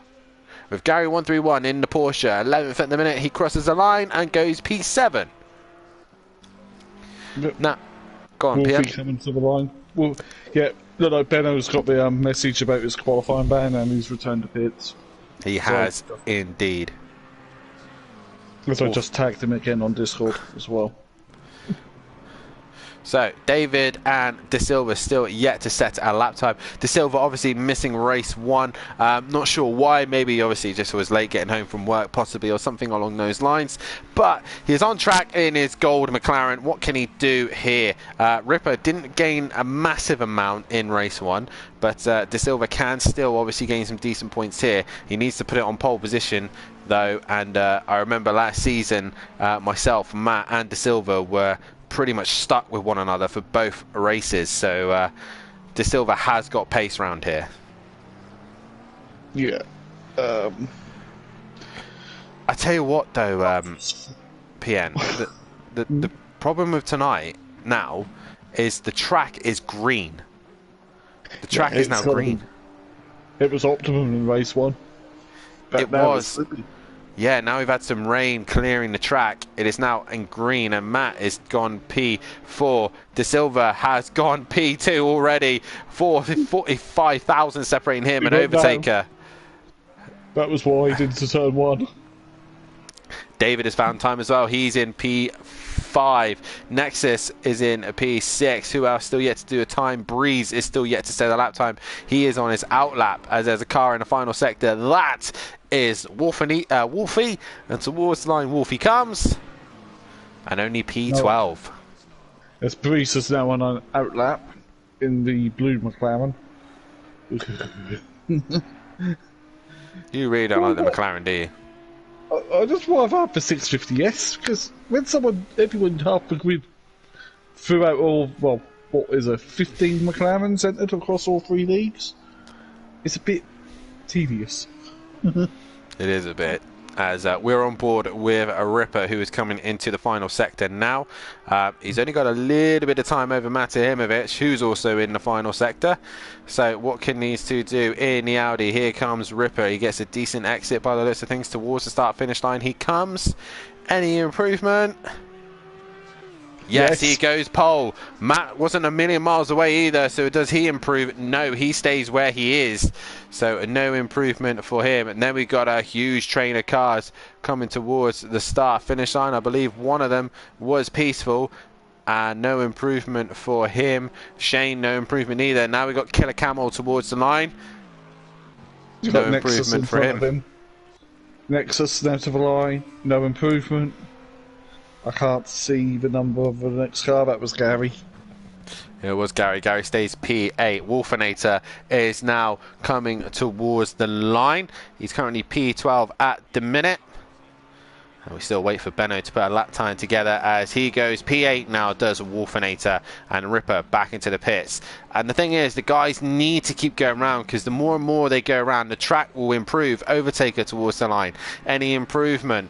No. He will start another lap here. Currently the next car on a valid lap isn't until halfway around the track. That is Matt, and I don't think he's got much more in him. But like I said, the track just needs to keep being driven on, because at the minute it is just green conditions here, and right now it's very slippy.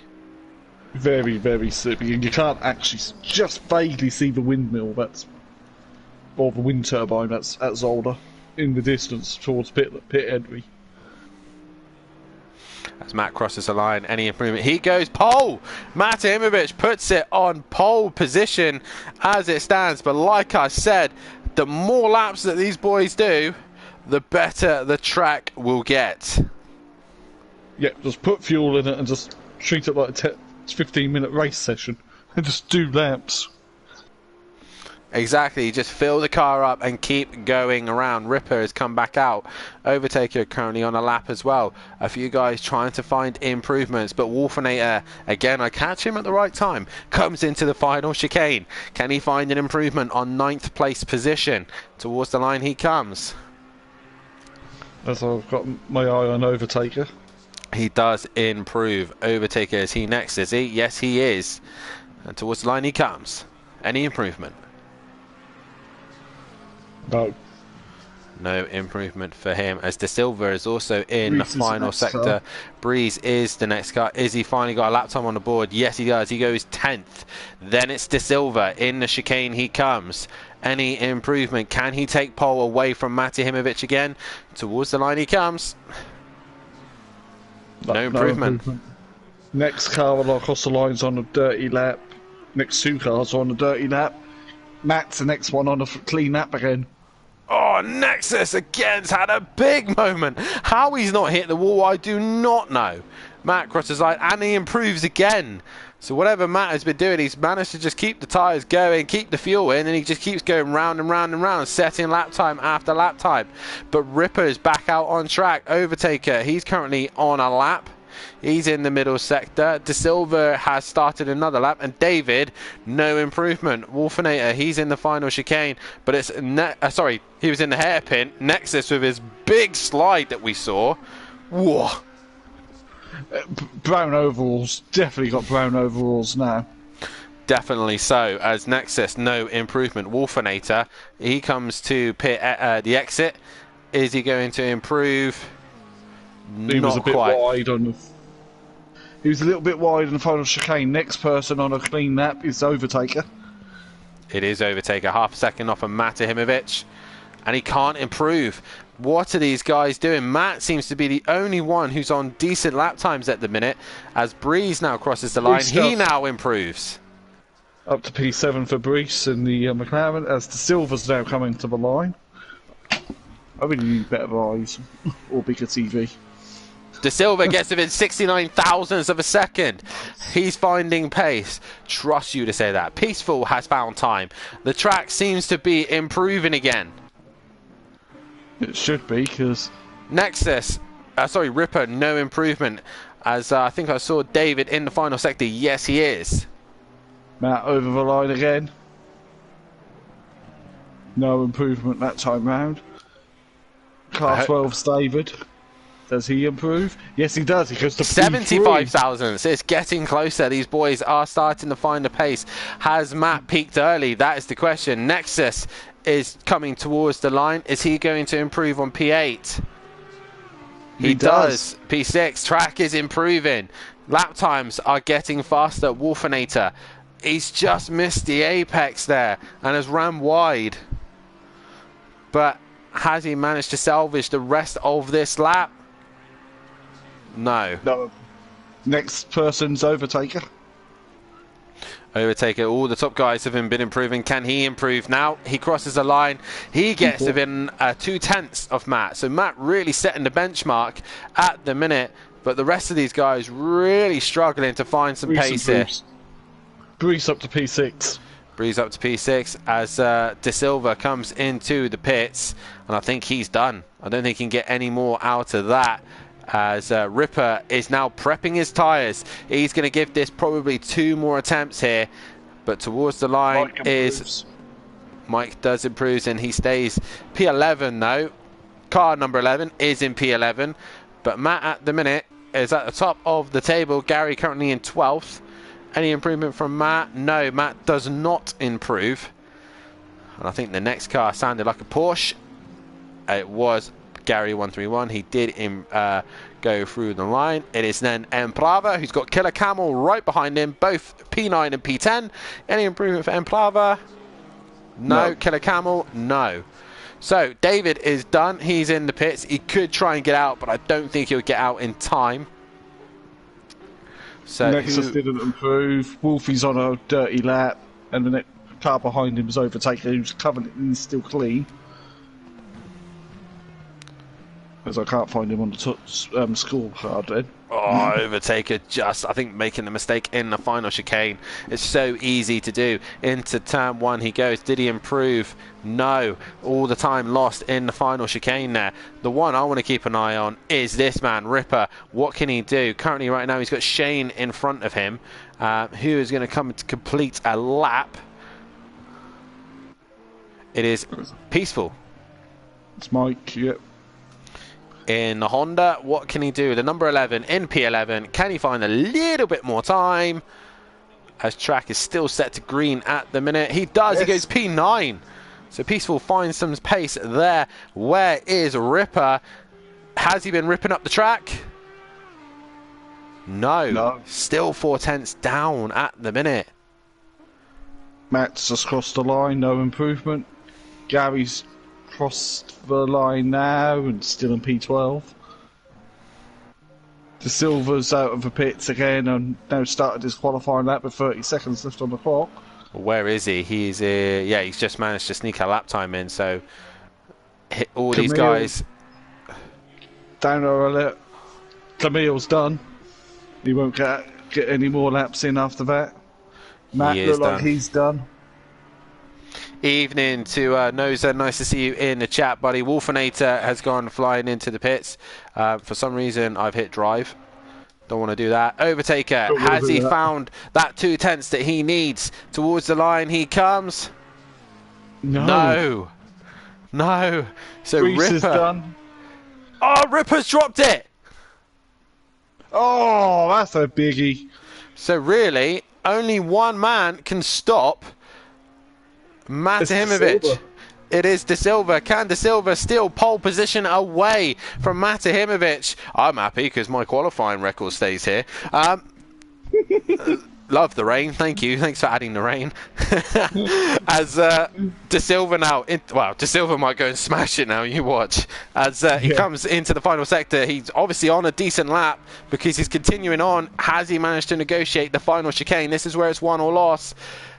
He's all over the curb. He's at a decent exit. 69 thousandths of a second. He's straight lining it. Is it pole? Yes, it is.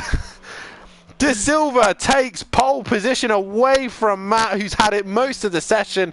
Nexus is in the final chicane. He's all over the shot. He's 9/10 off the pace. Towards the line he comes. No improvement, but he flashes the lights. Flashy from Nexus. But it's De Silva on pole position just at the end there, nicking it from Matahimovic. Matt is not going to be pleased about that. No. After having it for most of the session as well. Wow. What a lap there. Right at the end as well. De Silva missed first race, so he's missed a load of points. He has, but he does start in the best position, mind. He's on pole position. You know, this is a great way for him. And Ripper is down in 5th as well. So it's not like it was easy for Ripper either. It's like he's genuinely lost out here in qualifying too. As I now put a poll out for a race winner for race 2, as we will get. Let's have De Silva. We will have Matt. David for the double? Yeah, oh, you didn't want that one, man. Nah. No, I don't want that either. I'm having a Mardy here. You can barely see Overtaker's McLaren behind him. Look how big that Bentley is. That Bentley is stupid, though, isn't it? It's a good car, though. That's the thing. Well, it was back in 2015, 2018 when it raced regularly. Yeah, but it's still stupid. I'll probably spell Matt's name wrong, but it'd be funny to see him get annoyed at that. You know probably. What car really is for stupid, though? The Retia. Oh, no, leave the Retia alone. Come on. Run it, Red. We both go down the Ram. I run the Jack, you run the Retia. Deal. I'll run Retia. Oh, David's missed the start, and so is Benno. Oh, no, I've just added David into the pole as well. Oh, but both of them two now locked a lap down, and we had it in with Ant, but that is so unfortunate. Well, that changes everything now. At least Ripper and Overtaker are a little bit closer to the back of Silver and Matt. Another thing though, like with this full formation lap, they lose a lap. When we were starting like in the final sector, you didn't lose a lap if you missed started from pit lane. David's left, so David's left, so that'll be a retirement. Maybe he's trying to leave and then come back in. Maybe he's had problems. I don't know. Could have internet. Could be internet, maybe. Possibly. Well, either way, they're not getting the race win. Nope. But I thought I keep seeing the spits of rain on the screen. No, it's clear at the minute. Then again, though, do we ever trust real-life weather forecasts? Well, this is going to be interesting, though, PM, because obviously most of these guys are used to racing in dry conditions in the optimum temperature and optimum track settings. Track settings at the minute set fast, so it's still going to be a bit loose out there, a bit twitchy for these guys. David's just commented in Discord his internet is gone. Oh no! Right, as it's technical issue, that'd be fine then. That sucks. That is horrible. That's the worst thing that you could have right now, especially after having a win and putting it on P3 as well. Such a shame. David was looking so good as well.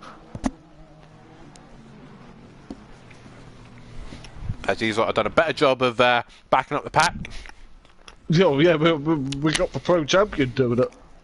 Raiden pro champion backing the pack up. I mean, it would be bad if De Silva can do it, wouldn't it? Yeah. Right, 2 by 2. If David's watching the stream, if you can get back in, you can still get a race. And even get though points. You'd be at the back and get points. So you don't get relegated into Pro-Am. And, yeah. So, it's like a season ago. De Silva versus Matt. There's only one thing missing, a Lamborghini in front of them. But who is going to come out on top? Is it going to be Matt, or is it going to be De Silva? Or will Ripper and Overtaker have something to say about it as they all line up towards the start-finish line? De Silva controls the pace. The race will be initialized. There we go. And we're about to go green here in Zolder for round 8 of the season. De Silva leads into turn 1. Overtaker and Matt are going to try and do everything they can to give De Silva a hard time. De Silva not allowing Matt through, and Matt goes straight to the outside. And still, De Silva says, nope, you're not coming through there, mate. And he's going to have to go the long way around as all the cars funnel their way through. Overtaker is already on the grass and gone wide. Good start there for him. As now De Silva goes into turn 3. Matt having to touch the brakes ever so slightly as they head up towards the chicane. Ripper is now the next car in front as Matt and De Silva go door banging towards the chicane. And De Silva hangs in there for now as Overtaker has to straight line the chicane as the rest of the pack funnel their way through, and no real incidences at the minute as we head towards the chicane. Yeah, as I was just messaging David on Discord saying if you can get back in and race because you can still score points. Never give up attitude. That's what people need. As Silver defended for Matt Lovely there. He did indeed. Matt is really... He's had his chance, really. He had his first couple of laps, and now, instead of him attacking De Silva, he's now going to come under pressure from Ripper, and then there's Overtaker and Nexus just behind them as well. Benno has got going. He has gone a lap down, obviously, but he will try and get to the back of these guys as quickly as he can. But De Silva, give him a few laps to get his tyres in the right window, and I think Matt will struggle to stick with him as now Ripper wants to capitalise on Matt's struggle to get past De Silva. Oh, Overtaker's got very wide. Again. That's allowed Nexus to go down the inside. Now Breeze is just behind them as well. Meanwhile, Gary 131, he's having a scrap with Peaceful and Fury. Peaceful is under pressure from Fury, who started from the back of the pack. Obviously, with his qualifying ban, he is working his way through the order, and he's looking good to try and attack Peaceful towards the chicane. Meanwhile, Overtaker has passed Nexus back again, and Ripper has lost time to Matt, and Matt now is right on the rear wing once again of De Silva. I was just watching both Gary and then Palava go over the curbs a little bit and start initiating some air support. Right now, Matt is really hunting De Silva. He is indeed, but De Silva knows where to park the car, knows where to put his McLaren, and like we said earlier on, PN, it's so difficult to overtake around here. It is. It's almost like as bad as Monaco. As we say good evening to Peaceful Stepdad in chat, and we forgot to say good evening to his granddad, and DJ Phil. I've been so lost in the excitement of this racing that I totally forgot about all them.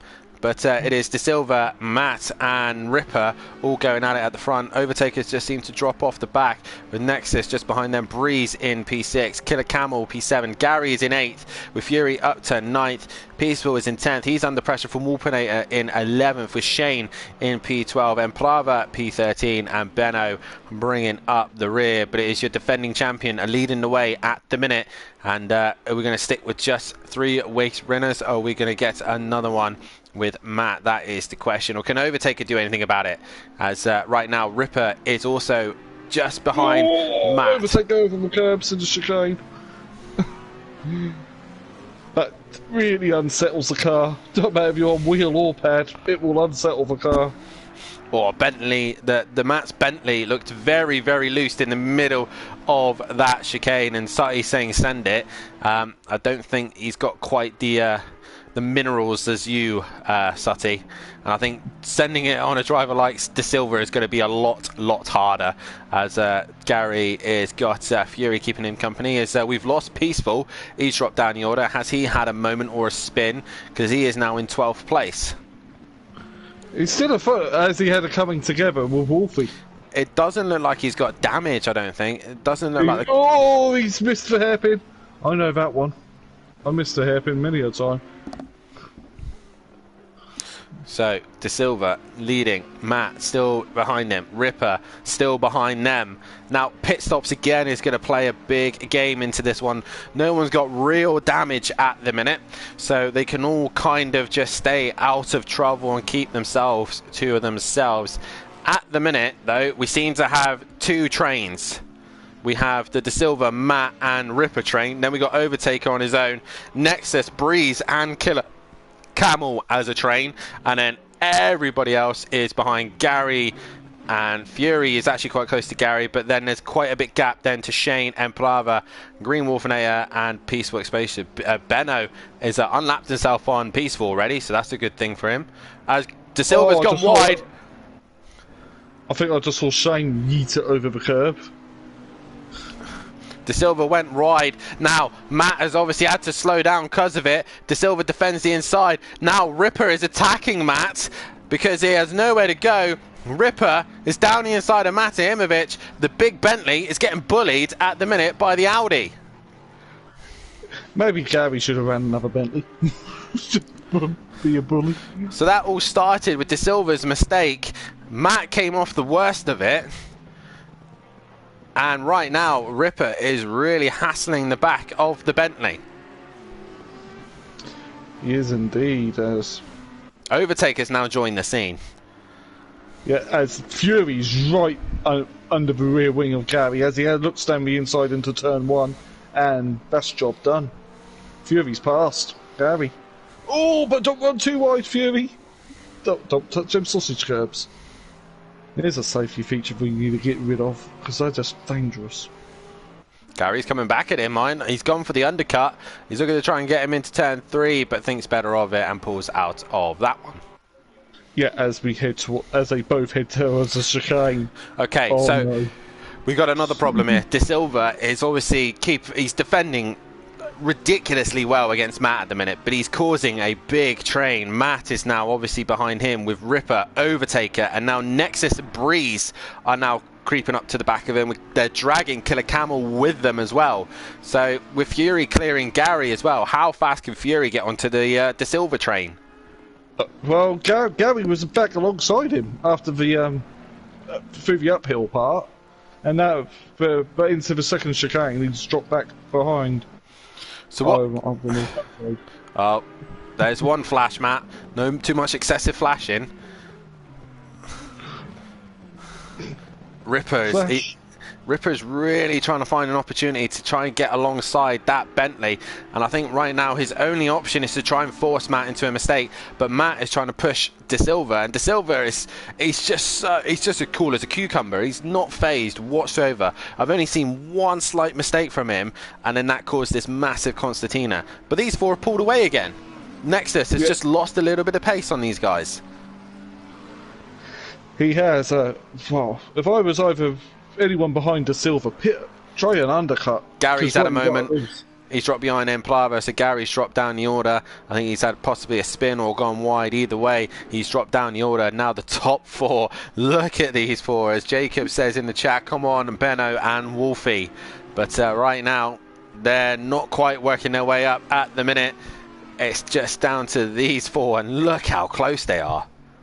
They are indeed. It's a great battle for the lead. And can't count out Nexus or Breeze within a few seconds. Yeah, they're sticking with these guys. And obviously, like I said, the more and more these cars run, Matt's going to send it down in the hairpin, but he can't quite get it job done. And that could compromise on exit, but luckily the Bentley has got good run out of hairpins, and he was able to keep ahead of the Audi of Ripper. Now, pit window will be opening very shortly. Who is going to try and capitalize on a early pit stop? That is the question, because right now there's some beautiful clean air in the middle of the track where no one is around, and De Silva's having to defend again. He is. He's feeling the pressure today from Matt and from Ripper. And Overtaker's still there. Can't count him out.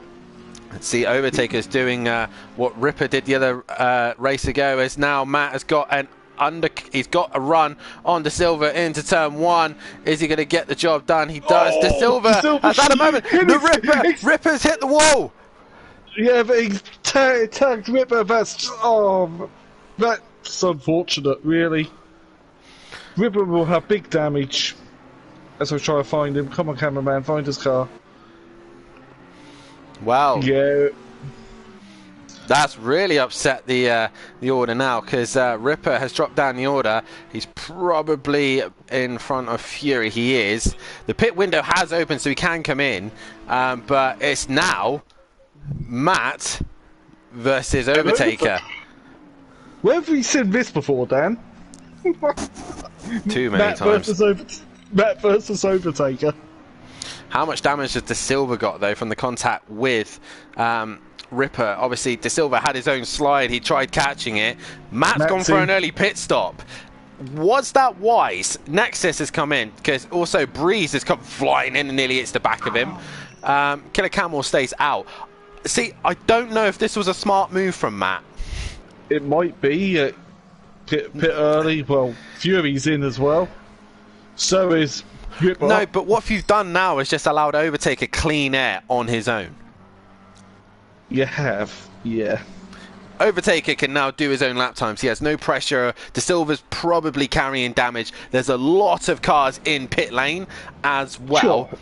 This pit lane's just got really busy, really fast. It has indeed, and the one that's also going to affect him, who joined the session first, is Peaceful. He's coming into the pit, so I don't know if the game will hold him. I can't remember if it does, but... It does hold you. I've been held. Like when I want to exit pits. Basically, more than half of the grid have come into the pits. Overtaker is on his own now and doing as fast a lap time as he possibly can. I think Overtaker could get the jump here.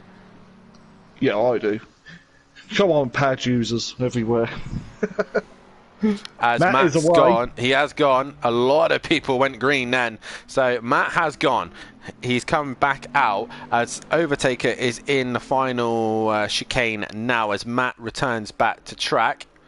You lose a lap for pits here. You do, and that's without the damage.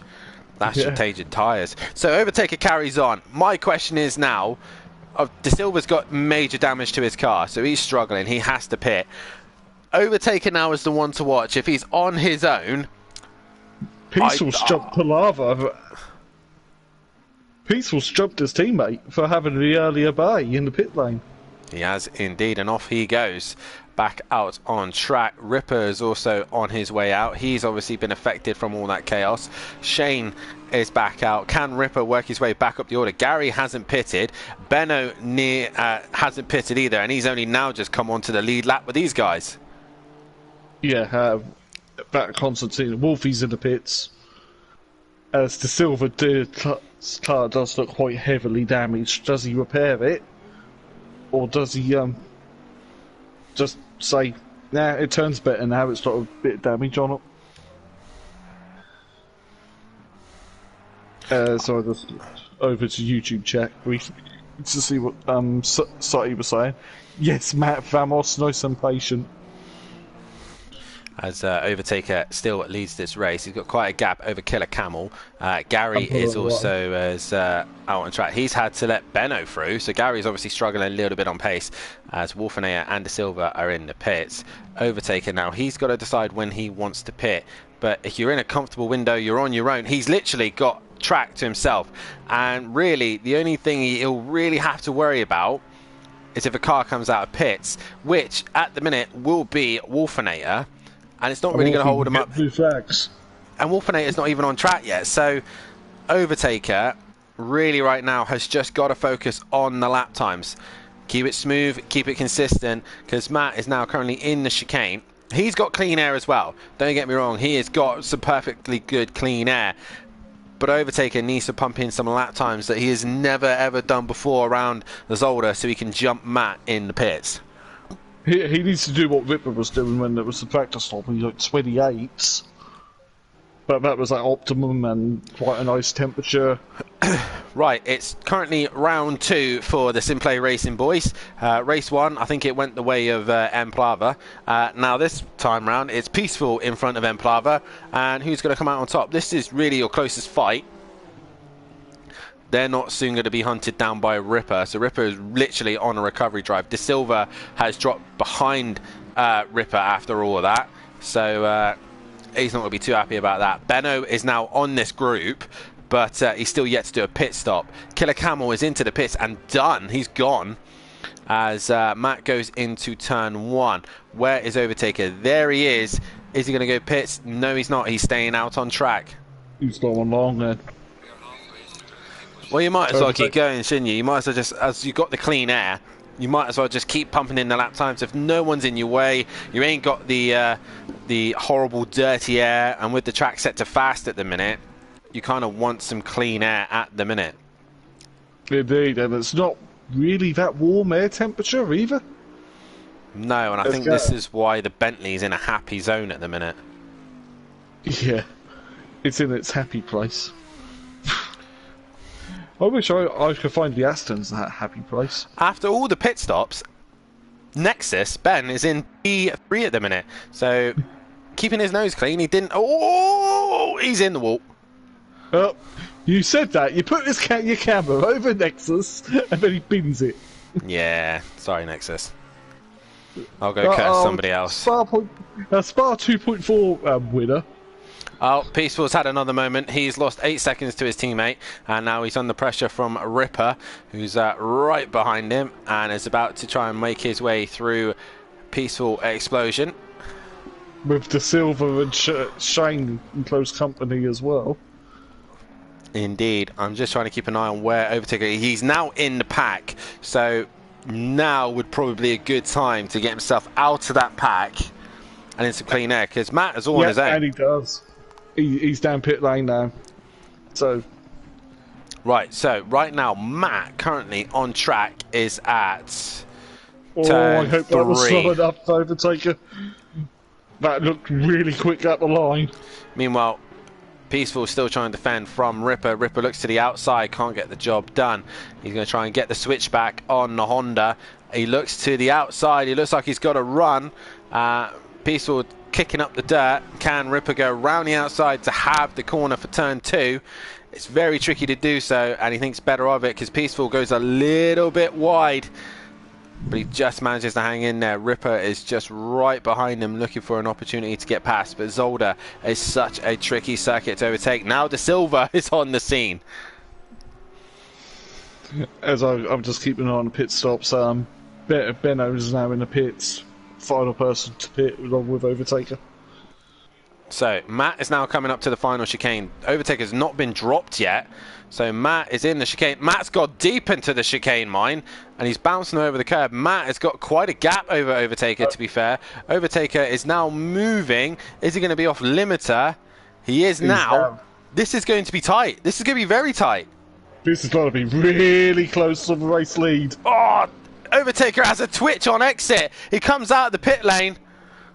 Oh, nearly hits Matt. Oh, how close was that? That was very, very close there. Overtaker didn't do enough. Matt still leads this race. Meanwhile, we go back to Ripper and Peaceful. Peaceful has been mugged by both top 2 in the championship and has been left to dust.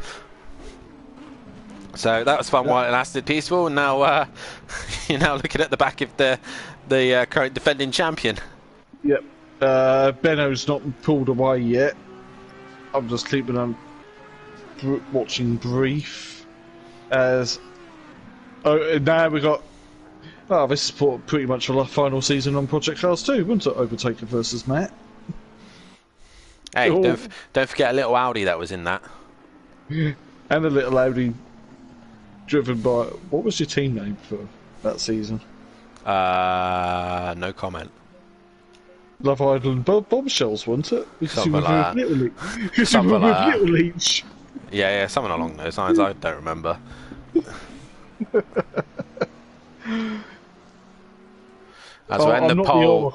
When the poll there is 69% of you reckon De Silva was going to win, 30% reckon Matt, and no one voted David or Ripper on this one. So Matt is leading, but Overtaker is his closest threat right now in P2.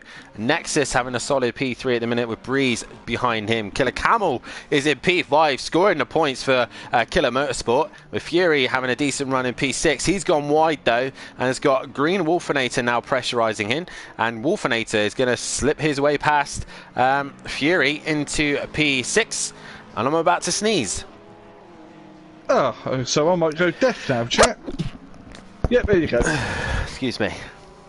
As now Gary is onto the back of Fury now. Fury's still behind Wolfinator, as this is pretty much the closest battle, as Benno's not left the pitch yet. If you don't leave the pits, it'll be down us all the time. Sutty with the emoticon, that was close, and poop emote, yeah, that was really close. It was indeed. Now, the thing with Overtaker is he doesn't want to overdrive the car. He needs to start working his way slowly onto the back of Matt and start pressurizing the Bentley again. He has, yeah, but being a fellow pad user, that's easier said than done, especially in ACC. Oh, and Fury's gone round, and Gary just at the wrong place at the wrong time hits the back of Fury. Fury's gone round, and he's trying to get it going again. Meanwhile, Ripper is coming. Fury's not too happy. He's flashing his lights. Where is Gary? Gary's long gone. Puncture? Has he got a puncture? I think Fury might have a puncture. He might possibly have a puncture. He's got hazards on. I think he had a puncture. That's why he span round. And through goes Peaceful and Shane. Fury's night just goes from bad to worse. And that is it. Fury's race is pretty much done. He just needs to get back to the pits and just score points now. As a battle for the lead is overtaken was over the curb a little bit into the chicane. Don't want to do that. Because that's one thing I noticed. I was losing pressure on my front tyre in race 1. Because I kept clunking the curb. Because I was angry. Right now, Gary is trying everything he can to keep Plava behind him. That Porsche is just not looking good at the minute. It's been... I think Gary is looking forward to Kyle Army, let's put it that way, because I think he knows for a fact that that Porsche will be very, very good around there. As Overtaker has lost... Next week. He would indeed. It is Brands is the next round of the season. And make sure you hit that like button and subscribe to the channel so you don't miss a thing here at Simplay Motorsport. Hit the bell as well so that it notifies you. Fury is into the pits. Yeah, that's not a puncture, you can tell. Look at it hunkered over to one side. Yeah, it's not a happy car at the minute. So Fury comes into the pits. Matt just extends his lead over Overtaker. Nexus is starting to come a little bit of pressure for Breeze. He's currently in P4 and trying to give him some trouble. Meanwhile, looked like he was sideways through turn 1. He looked like Daz driving a Ferrari. Yeah. I've just looked over at YouTube, seen Daz said something about that. I just remember watching him at Monza and going through Ascari. It was literally like, is he actually going to make it this time, or is he going to drop it? That was the question. Daz is a lot smoother now, though, because he's on wheel. Didn't he get his first race win last night? He did, after penalties. And Fury is not happy about the Lexus at the minute. Give me my Lambo back. I mean, he didn't say good words about the Lamborghini either, so... No, he didn't. I tell you what, Fury ran the Porsche Super Cup car. You will see him in the Porsche Super Cup car. I believe he will be racing on Sunday night, so make sure you tune in on that, as Brands will be the first round for that. And it's an all-British season as well, so there's no other tracks that we'll be going to. It's Silverstone, Donington, Brands Hatch, Snetterton and Alton Park. Only 5 rounds to finish with ACC GT3 season. And Brands Hatch is the first one, and trust me, these cars are a little bit leery, as Nexus is still trying to hang on to Breeze, who's still got Killer Camel. All these guys wanting a podium position, while De Silva and Ripper are having a bad round. Yeah, it does happen though, and this track ain't the best. Is it? Oh. For the next tight twisty track, it'll be Zolder, not Zolder, without Zolder, Zandvoort. Later in the season. What a terrible track that is. It is a terrible, terrible, terrible track. And F1 only made it worse, in my opinion. As we now see the... Killer Camel bouncing over the curb there and losing out massively to Breeze as they two pull away. Could say Camel there had a bit of a hump. Oh my god. I'm here for the next 5 minutes, chat. No, PN. No. Almost as bad as Matt and his silly Christmas moments. Meanwhile, While we've been Overtaker's watching, touching. I was just about to say, meanwhile we've been watching this scrap, Overtaker has brought the gap down to a second. Is it any closer now? It's just within a second, so we'll keep an eye on that. Meanwhile, Breeze and Nexus are going at it. I think because Matt made that early pit stop, the tyres are now starting to feel a little bit strained. They're not going to be massively strained, but they're still going to be struggling compared to Overtaker, who went so much longer as well, and lighter fuel loads. We're still at a fast track setting, so we're not even going to get to optimum, as all these guys, you can see them all sliding. Oh, Nexus has gone wide. We've also lost a degree. We have lost a degree, and now Breeze is up into P3. I don't know if Breeze has had a podium yet, but he's up into P3. 7 tenths.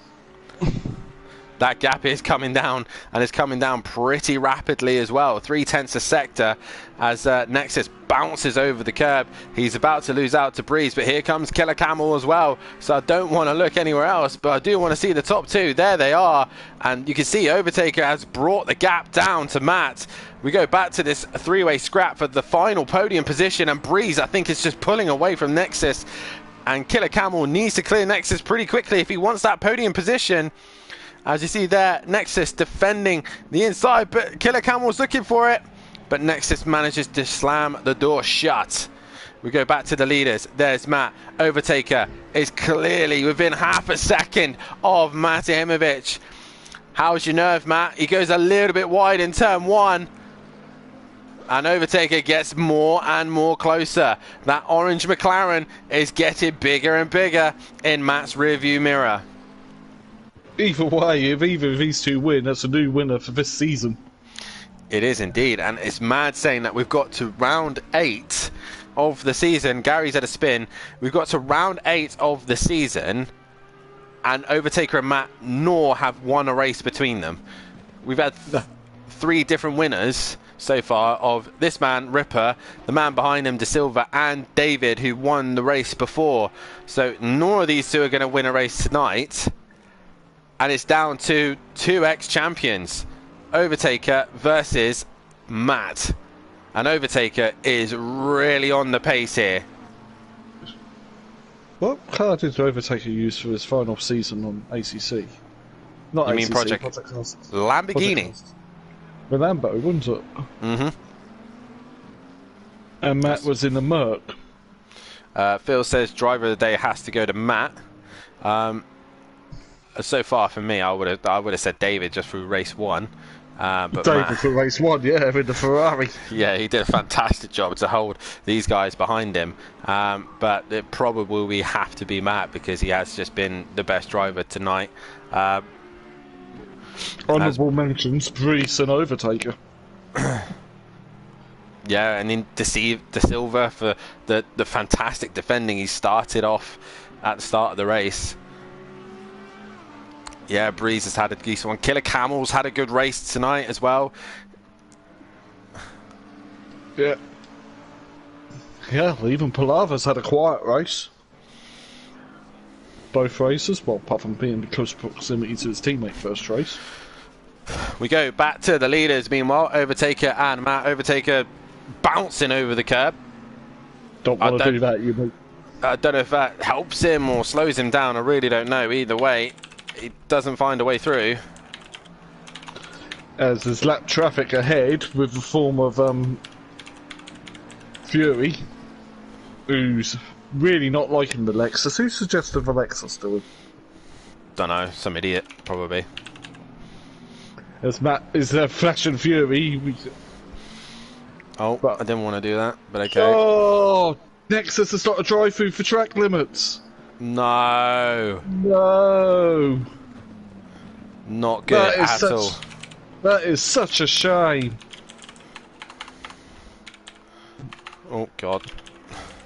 Will he serve it, though? Because if he doesn't, it will be added on, because it's the last lap of the race. So, leader is on the final lap. So, Matt, can he hang in there just for one more lap? Or is Overtaker just going to get him at the end? Reminder as well that guys in the top 3 can come in for an interview. I'm going to put David on there. just because Yeah. of race 1.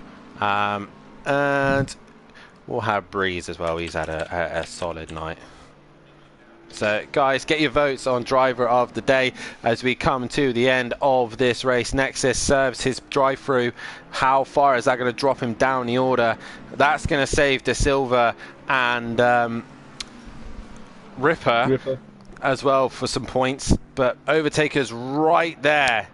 Drive-through penalty has been cleared. Overtaker's there. He's got really 2 opportunities left. And right now, Matt has done everything right. He can't do anything more. Overtaker looks to the inside of the hairpin, but thinks better of it. Can he get a good exit?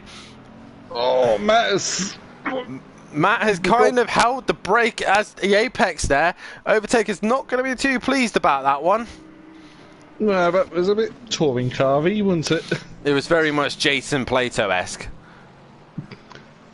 As Benno moves out the way, but it's going to be Mate Imovic who wins here at Zolder with Overtaker in second. But Breeze is going to come home for P3. Solid points for Breeze there, even though he's got Killer. He is on him, but I think Breeze will just hang in there as he comes out of the final corner. Breeze does cross the line and takes 3rd place. Killer Camel will finish in 4th. Green Wolfinator will finish in 5th place. He's had a quiet race. Yeah, very much so. Meanwhile, Emplava is in trouble. We'll see Wolfinator across the line. But Emplava is in trouble because he's got the championship leaders breathing down his neck. Can he hold them off? I think he might just do that. Wolfinator crossing the line in P5. He keeps himself in this championship fight because the other 2 are behind Emplava, and he hangs in there and beats Ripper and Silver towards the line. That's it. Driver of the day, actually, is Empalava. Just for that. Just for that defence on the last lap. Nexus comes across the line. He finishes in P9. Gary131 will finish in P10. As we have Peaceful crossing the line with Shane as well. But that has been Zolder, ladies and gentlemen. Very good job from the JWB guys, says Jacob. Matt has won round 8, so you have David and Matt who have won here tonight. 4 different winners now in Pro, as we should hopefully get Matt and Overtaker into the party. I will invite also Breeze, but I don't know if he is able to chat. I don't know if he was one of the options when you took the part, but the ops said are you comfortable to chatting? Basically. Either way, I'm going to invite him anyway.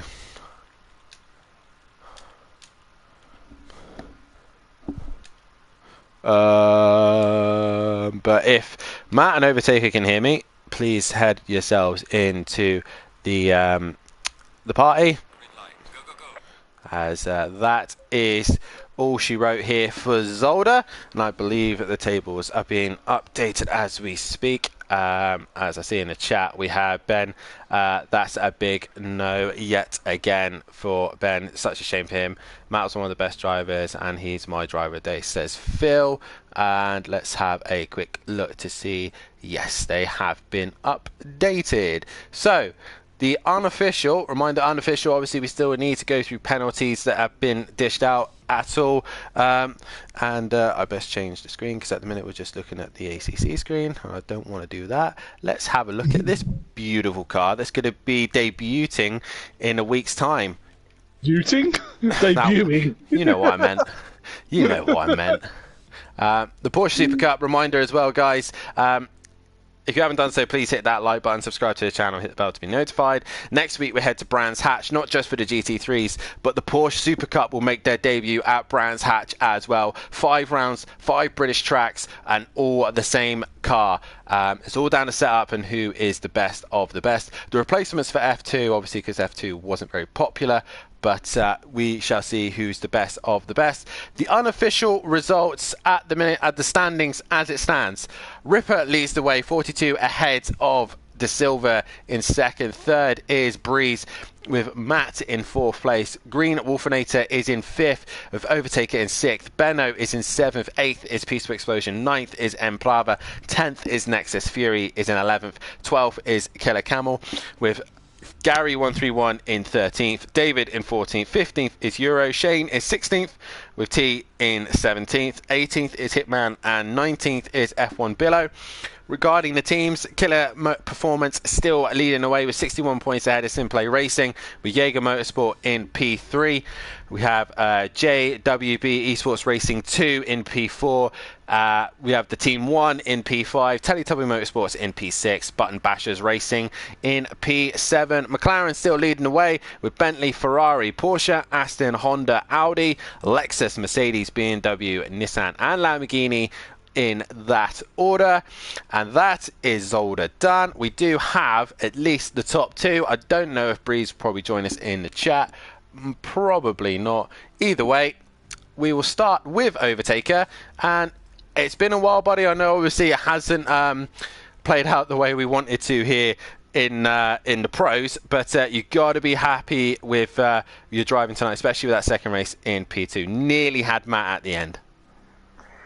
Hi buddy. What to say?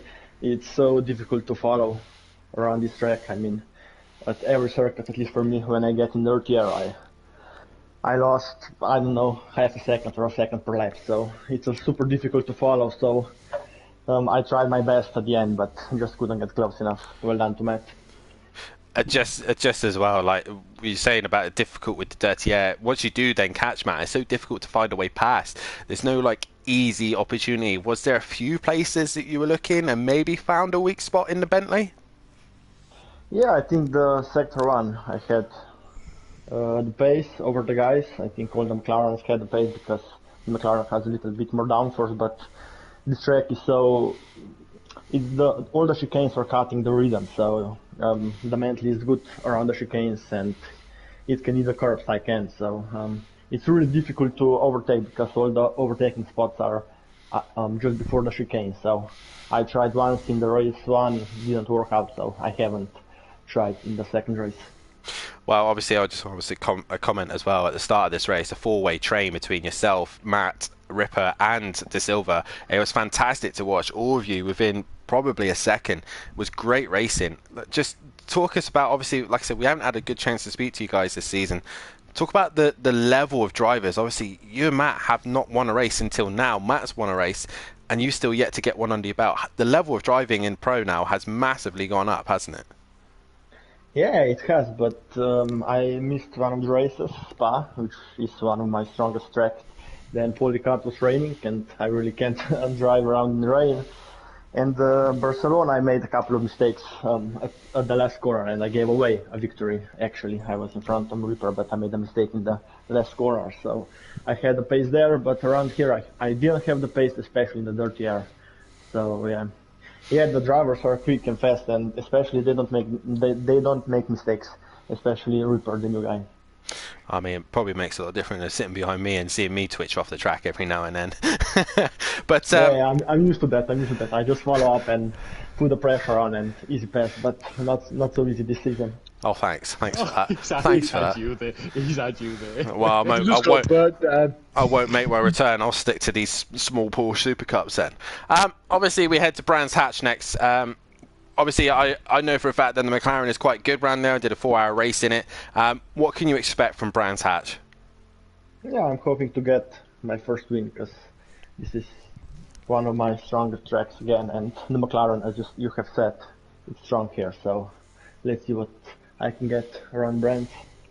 Well, congratulations on the P2 tonight, Overtaker. Congratulations on your night's racing, and we will see you in a week's time at Brands Hatch. See you there, and congrats to Matt, and sorry to Fury if he's listening. I ruined his podium by mistake. I tried to overtake him in turn one, but I hit the marbles and the car just wouldn't stop. So, sorry to Fury. And we now move on to your race winner, Matt. Congratulations on the race win, mate. That's 3 now here at Zolder. The Bentley's pretty good round here, isn't it? Yeah, it's pretty good. I think it's the curbs that does it. I think Overtaker hit it by one. Every time I seem to be able to ride curbs, he couldn't, and I think that's what helped massively tonight. Obviously, I'm going to comment again as well. Overtaker towards the end seemed to have the edge towards the end, was biting at the at your ankles, trying to find a way through, but he couldn't do so. It's such difficult track to overtake here. Obviously, like I said, you had the benefit of being in front, but even talk about from last season to this season, it's so difficult to overtake here, isn't it? Massively so. You know, from last season, myself, you and De Silva was following each other for ages, and it took me forever to get past you. Managed to jump you in the pits. This year again, it took one little mistake from De Silva for me to get up his inside. Overtaker was mega in Sector 1, and that's where it looked like the McLaren was so strong all evening. In Sector 1, I felt like I could match him in Sectors 2 and 3, but Sector 1 overtake was mega, and you can't take anything away from him, because you said to him, the driving ability stepped up this season.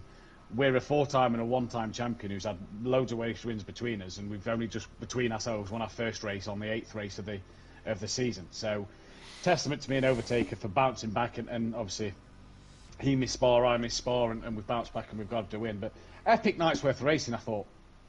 Let's obviously, the one thing I want to talk about is qualifying. You had pole position for such a long time, and De Silva on his last and final lap got it right at the end. I mean, that must have annoyed you. I was up coming through turn 4, dipped a wheel in the gravel and lost all momentum, and I thought, well, that's me done. I'm not going to gain that back now. So I returned to the pits, and when I returned to the pits, I saw that myself, David, and De Silva was like separated by a tenth. And then he was like a tenth and a half back to Overtaker and like 4 tenths back to Ripper, and I thought, geez, this is close, you know. And then Overtaker pitted, Ripper pitted, David pitted. I'm thinking, oh, and you know me, I don't get many pole positions, I don't get many poles. I'm sat there thinking, oh, and De Silva didn't pit, and I thought, you know, when you get that feeling that you know it's coming. Yeah, it didn't. Chicane. His number didn't go blue, and I thought, yeah, he's up. He's up. Obviously, Zolder's been good to you. We now move on to Brands Hatch, where Zolder, the Bentley is very good. Brands Hatch is a completely different story for the Bentley. Obviously, again, referring to the 4-hour race that myself and you done, I ran the McLaren, you ran the Bentley, and the Bentley just doesn't have it. I think, obviously, it's due to the nature of the Zolder is about traction and having good grip out of the chicanes. Well, Brands Hatch is a fast swooping track. There's no real heavy braking. There's no real stopping. So what can you do at Brands? Are you hoping for some rain? And the question is, between, obviously to you first, Overtaker as well, after, can you two stop Ripper and De Silva running away with this? Because they're starting to slowly get a momentum, but tonight, both of you have managed to hit them hard tonight. Yeah, I'd like to think that, so to answer your first question, I believe that Brands is just going to be damage limitation. We see what we get out of it. The British roller coaster, as they call it. Hopefully it's a roller coaster, hopefully it's a bumpy ride, and hopefully, you know, we come out on top as not just a team for me and Gary, but as personally for myself. In terms of your second question, I think me and Overtaker's proven that we aren't here to lay down and roll over. We are going to stop them. The difference is Ripper's not missed a race yet. That's 52 points over me and Overtaker right there. 51 points over me and Overtaker right there. I again miss Zandvoort due to work, which is unfortunate. I don't know if Overtaker misses any more. So we're trying to stop them. I'm looking at the tables, I'm 52 behind, and when you look at that 52 behind, you know, if there was a certain drop score thing in place, I'd be 1 point behind, which makes all the difference. Overtaker 67 behind. I think the position me and Overtaker are in, say that Wolf's not missed a race, Breeze and Ripper haven't missed a race, and De Silva's only missed one single race, I think we're in a fantastic position, and I think we've proven tonight that we can stop them, and we are still here, and we are still fighting for race wins and podiums. The championship may not be on, but race wins are. Yeah, if I can add up to that, I think, same as Matt, I'm also missing 1 or 2, or even 3 races at the end of the season, because I'm on holiday, so championship was off from the south for me, but I don't want to sound overconfident, but I think sounding by the lap times, I am. Just so with Ripper and De Silva, we us three, and Matt also with the single races, he's close, but I just couldn't get together one race, clean race. So that's my goal for Brands. Well, either way, guys, fantastic on your race tonight, and congratulations on the P2 and the win for Matt. Cheers, Dan. And congratulations to Overtaker as well. And we will see you guys at Brands. So, as it stands, PN, we've had 2 winners tonight, 2 different winners. At the minute, David has won race 1 and Matt has won race 2. It's been a fantastic night worth of racing here at Zolder. Final words from yourself, PN, and your driver of the day. Bye, Zolder. Don't like you. Driver of the day. For me, it's a tie. but you don't like ties. I It's don't. between that and Overtaker. Which is... Yes, honourable mention for David, but he didn't make race 2 because his internet took a dump, unfortunately, the joys of sim racing. Yeah, I mean, I'm gonna have to give driver of the day to Matt. I do want to give an honourable mention to Breeze. He's had a fantastic night's worth of racing, and it's keeping him P3 in the championship at the minute. Overtaker's been fantastic, but for me as well, David in race 1, the way he dealt with the pressure of Fury and everybody else did a fantastic job. But nonetheless, my final words is Zolder. It's been once again emotional here at Zolder. No one managed to get hit up in the rear, which was fantastic to see. And we didn't have this weird rain weather that we've had recently in Paul Ricard as well. We head to British soil as the British Grand Prix is on this weekend. We now head to the British soil as we head to Brands Hatch. Not just for AM or Pro-Am or Pro. The Porsche Super Cup makes its debut next week as well. So what can all these guys do? Is AM going to stay the cleanest league of the league at the minute? Question marks on that one. Pro-Am, will they be able to make sure they don't make any contact with one another and keep it secure on track? And That's impossible. and in Pro, can Overtaker and Matt really throw the gauntlet down to the two guys in front, De Silva and Ripper? Can they put some pressure on them so the likes of Breeze and the other guys can start getting some points on the table? Either way, we'll see what happens and see how these bad boys get on around Brands Hatch. No traction control and very basic cars. These are tricky cars to handle. We will see you in a week's time in Brands Hatch. But from myself and Pian and everybody here at Simplay Motorsport, please hit that like button, subscribe to the channel, hit the bell to be notified, and we will see you in a week's time. Good night. Good night.